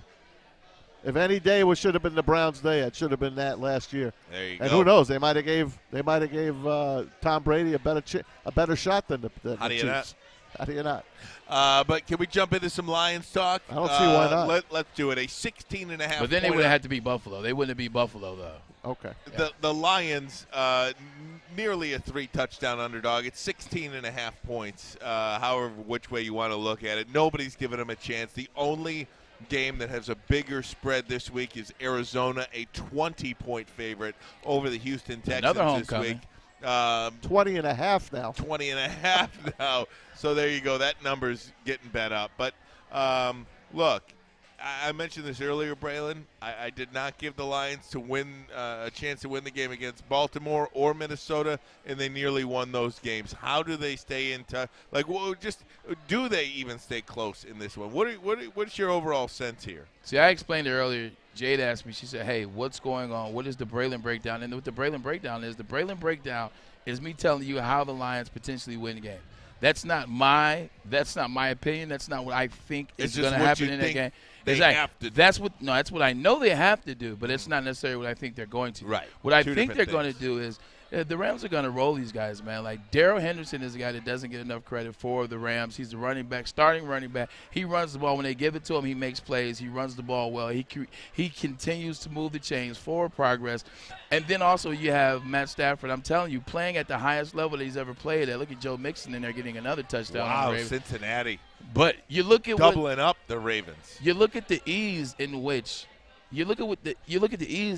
Matt Stafford is playing with. You look at Robert Woods. You look at Cooper Kupp. Cooper Kupp leading the league in terms Who's of stopping those guys? Who's stopping them? And then themselves, maybe. And they haven't even had their best player play, and that is Aaron Donald. They haven't even had him play at an All-Pro level, at a defensive MVP of the year, All-Pro guy. I'm telling you, it's going to be tough, man. They're going to get rolled on. And the problem is it has nothing to do with Jared Goff with small hands. It has nothing to do with Dan Campbell being overwhelmed. It has nothing to do with Anthony Lynn not putting together the best offensive game plan. It doesn't have anything to do with your boy Aaron Glenn, who's done as good a job as he can. As good a job as he can with the defense of the Detroit Lions. What it has to do with, they're just that good. Yep. They're just that good. And it's really one of those things, too, Braylon. We talked about this earlier in the week. When you have a player in Matt Stafford playing against his former team, everybody around Matt Stafford is going to want to catch every ball, run every route so crisply. The line, just think what the line wants to do. Demolish the Detroit D-line. So, and conversely, I think the Detroit Lions players want to do that for Jared Goff as well. Unfortunately for them, they're undermanned. Yeah, we talked about it. Like, if you ever seen the movie Necessary Roughness, not Paul. His name was Paul Blake. Scott Bakula, Sinbad was in it. Jason Bateman was in that movie. Kathy Ireland was the field goal kicker / soccer player for Texas State, I think, was there. What they was is, the offensive center, he goes to Paul Blake as a quarterback, and he tells him, he says, excuse me, Mr. Blake, follow me. They won't touch you. They won't touch you, and that's what the Los Angeles Rams offensive line, led by Andrew Whitworth, left tackle, that's what they're going to do. They're going to tell Matt Stafford, hey, look, just come with us. Just come with us. Just come with us. We're not going to let anything get to you. We won't let anybody touch you. You'll have the cleanest jersey in the NFL. In fact, you can take your jersey off and wear it again next week because that's how clean it's going to be, and there won't be any must on it because you're not going to have to put effort. You're not going to exert yourself. You won't sweat. So that's what you'll see from the Los Angeles Rams offensive line. That's what you'll see from Stafford. Stafford's going to have a fun, easy, last prediction, he'll have a fun, easy 390 yards, 4 touchdowns, since you guys don't want me to go overboard. 390, 4 touchdowns, and they'll end up putting 42 on the scoreboard. But then they will score an extra touchdown with the backups. There you go. What do you think, Maz? We'll have to play the game. I still think it's 34-17. I think the Lions will hang in there. I might even jump out and say I think the Lions might have a lead in this game at one point. 3-0? 3-0. I was waiting. Yeah, there you go. Exactly. I don't know. I just think that Jared Goff here, this is it. This is a make-or-break game for him, right? I mean, this is it. The monkey's been on his back. He has seen Week 7 the entire time. He's got to play his. Obviously, this is easy. He's got to play his best game. But who's he? But I understand that. But who's he going to throw the ball to? He's got guys. He's just locking in on this guy. How about DeAndre Swift out of the backfield, Jamal Williams out of the backfield? Maybe give it to Hawkinson. Even though he's double covered. I don't know. Just get the damn ball out of your hands, please. Yeah, I understand that, and you're right. He does, but. Even when you saw him at press conferences, he was too nice about the chip on his shoulder. And Joy called it out. Like, you want to see a bigger chip, a little more aggression. All right, we're going to take a pause. When we come back, we are going to rejoin our friends from 101 WRIF, DraftKings Sportsbook Rock and Roll pregame show. Make sure you download the Woodward Sports app in the App Store and the Google Play Store today. Take Woodward Sports with you wherever you go and listen live on your phone or mobile device.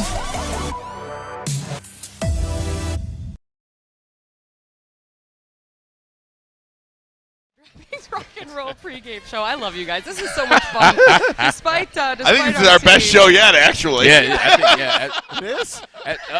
No, think about it. There's been no hiccups or anything. There's no power outages. Or nothing. Like we think.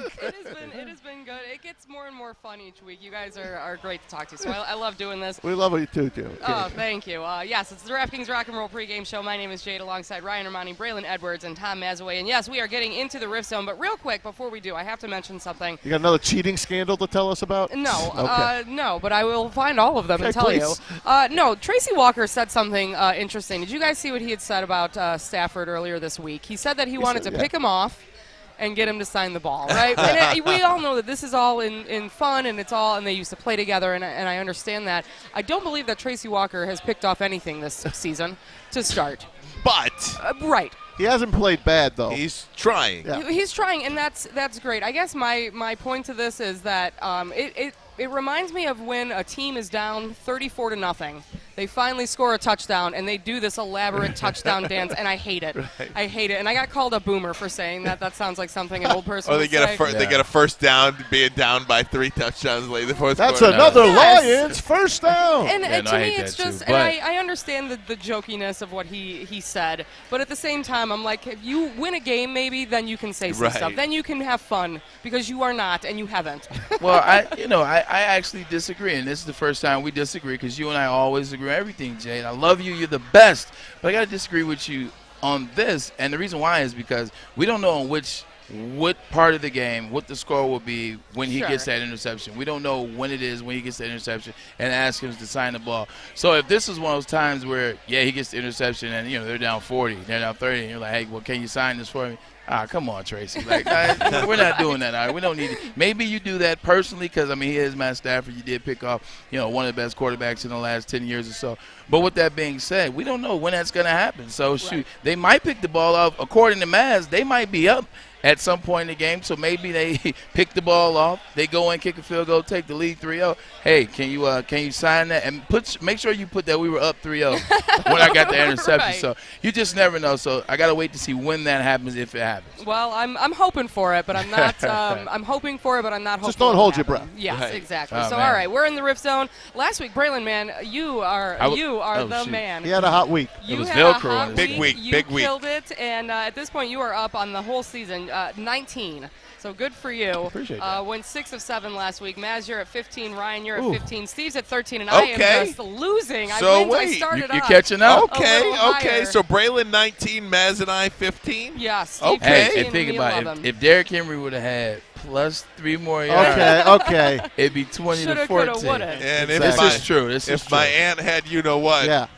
Okay. Your uncle. Hey, excuse me. All right. Well, Giants scored again. of course Okay, this they one did. is You're Giants crass, scored again. crass All right. individuals. In the Rift Zone, the first question, of course, the Lions plus 16.5 at the LA Rams and Matthew Stafford. I'll go first. I don't even think this is going to be a close game.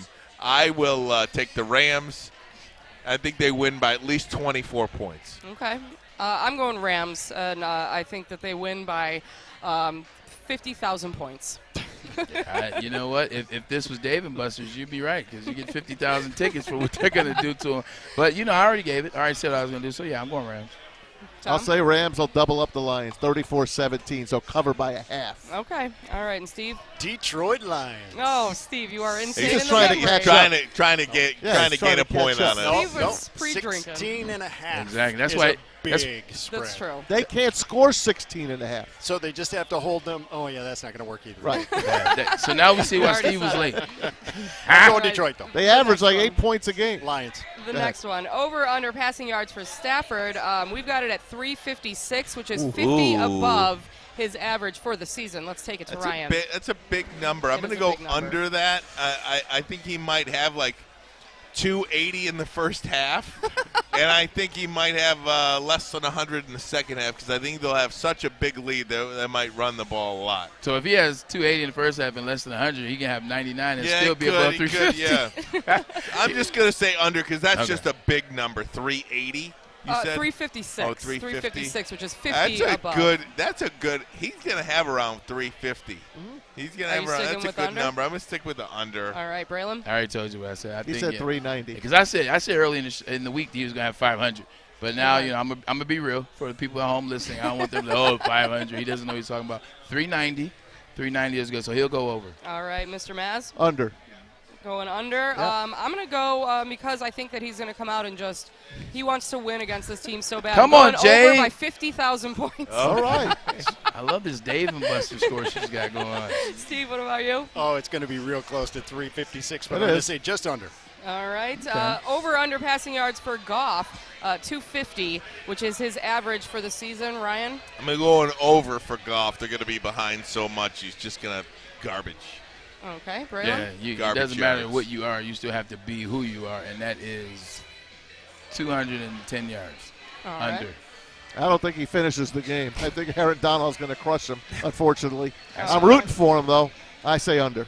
All right. I'm going under, and I think he's going to get negative. He's going to somehow pass the ball backwards, and they're going to 50,000 back? 50,000 under. 50,000 go. under. Backwards, Steve. I'm going to try the over. I took the Lions to get within a couple of touchdowns, so yeah, over. All right. The Colts are at the 49ers. Colts plus 3.5. Who? Ryan. Ugh. Can I go last?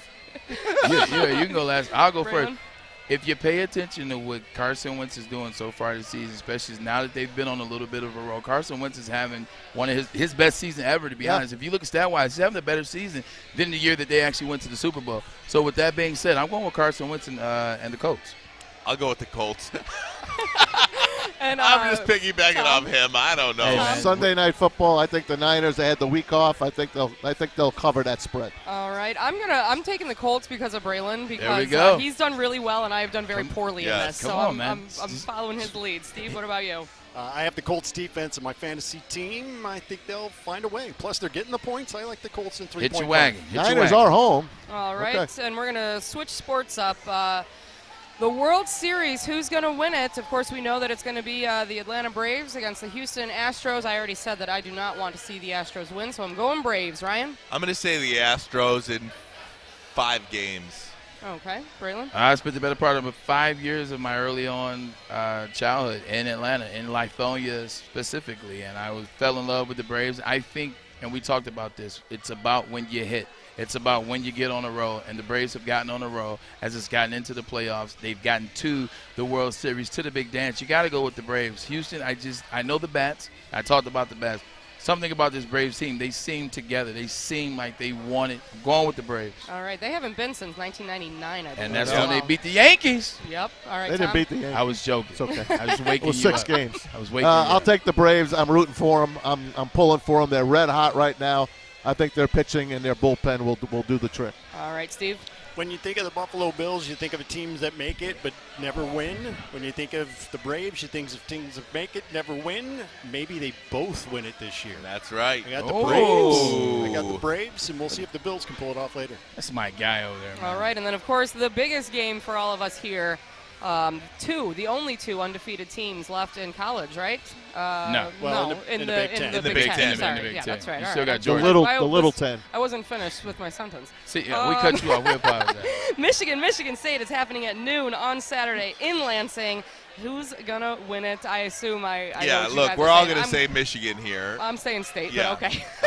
My early week prediction is Michigan 23, Michigan State 13. That's my Okay. early week prediction. So that could change. Could change. Text me if you change Subject that. to change. All right, Braylon. Here's a weird conversation. So I got Michigan winning, and I don't want to put points on it right now because I'm not sure about that. So I got Michigan winning. But the flip side of that is I can see Michigan State blowing out Michigan, and I can see Michigan blowing out Michigan State. That's the weird thing about this game is I've watched them so far this season. If Michigan State blew Michigan out, I'd be like, I saw it. If Michigan blew Michigan State out, I'd be like, I kind of saw that too. But with that being said, I do have to go with the Michigan Wolverines by 6. This is a game. This is very easy.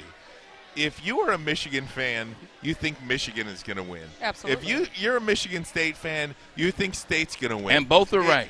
Yeah, I mean, there's not many people. There's not many Michigan fans that are like, oh yeah, State's better. And conversely, there's not many Michigan State fans out there that say, oh yeah, Michigan's better than us. They're going to be. This is one of those years where it's really a coin flip. It's even. Both teams, Go have a sports chance. Ball. Yeah. All right, Tom, who are you picking? I'm going to take the Spartans by a field goal. They're home. I think they are going to win this game. They beat them last year. I think they're going to beat them this year. I really do. Last time Michigan beat Michigan State, where was it though, man? It was there in East Lansing. And then the time before that, it was where East did they Lansing. beat? It was East Lansing. Just throwing out some stuff. Just telling you. And by the way, the Bengals scored again. It's 41-17. And Tua has thrown his 4th touchdown pass. Dolphins and Falcons tied at 27. There you go. All right, Steve, who are you picking real quick, and then we'll wrap it up. Spartans. I think they're a slightly more balanced team, so go green. All right, there you Mic have it. This drop. is the DraftKings Rock and Roll pregame show here on the Riff. Thank you for tuning in. Go Lions, and we will catch you guys next Sunday.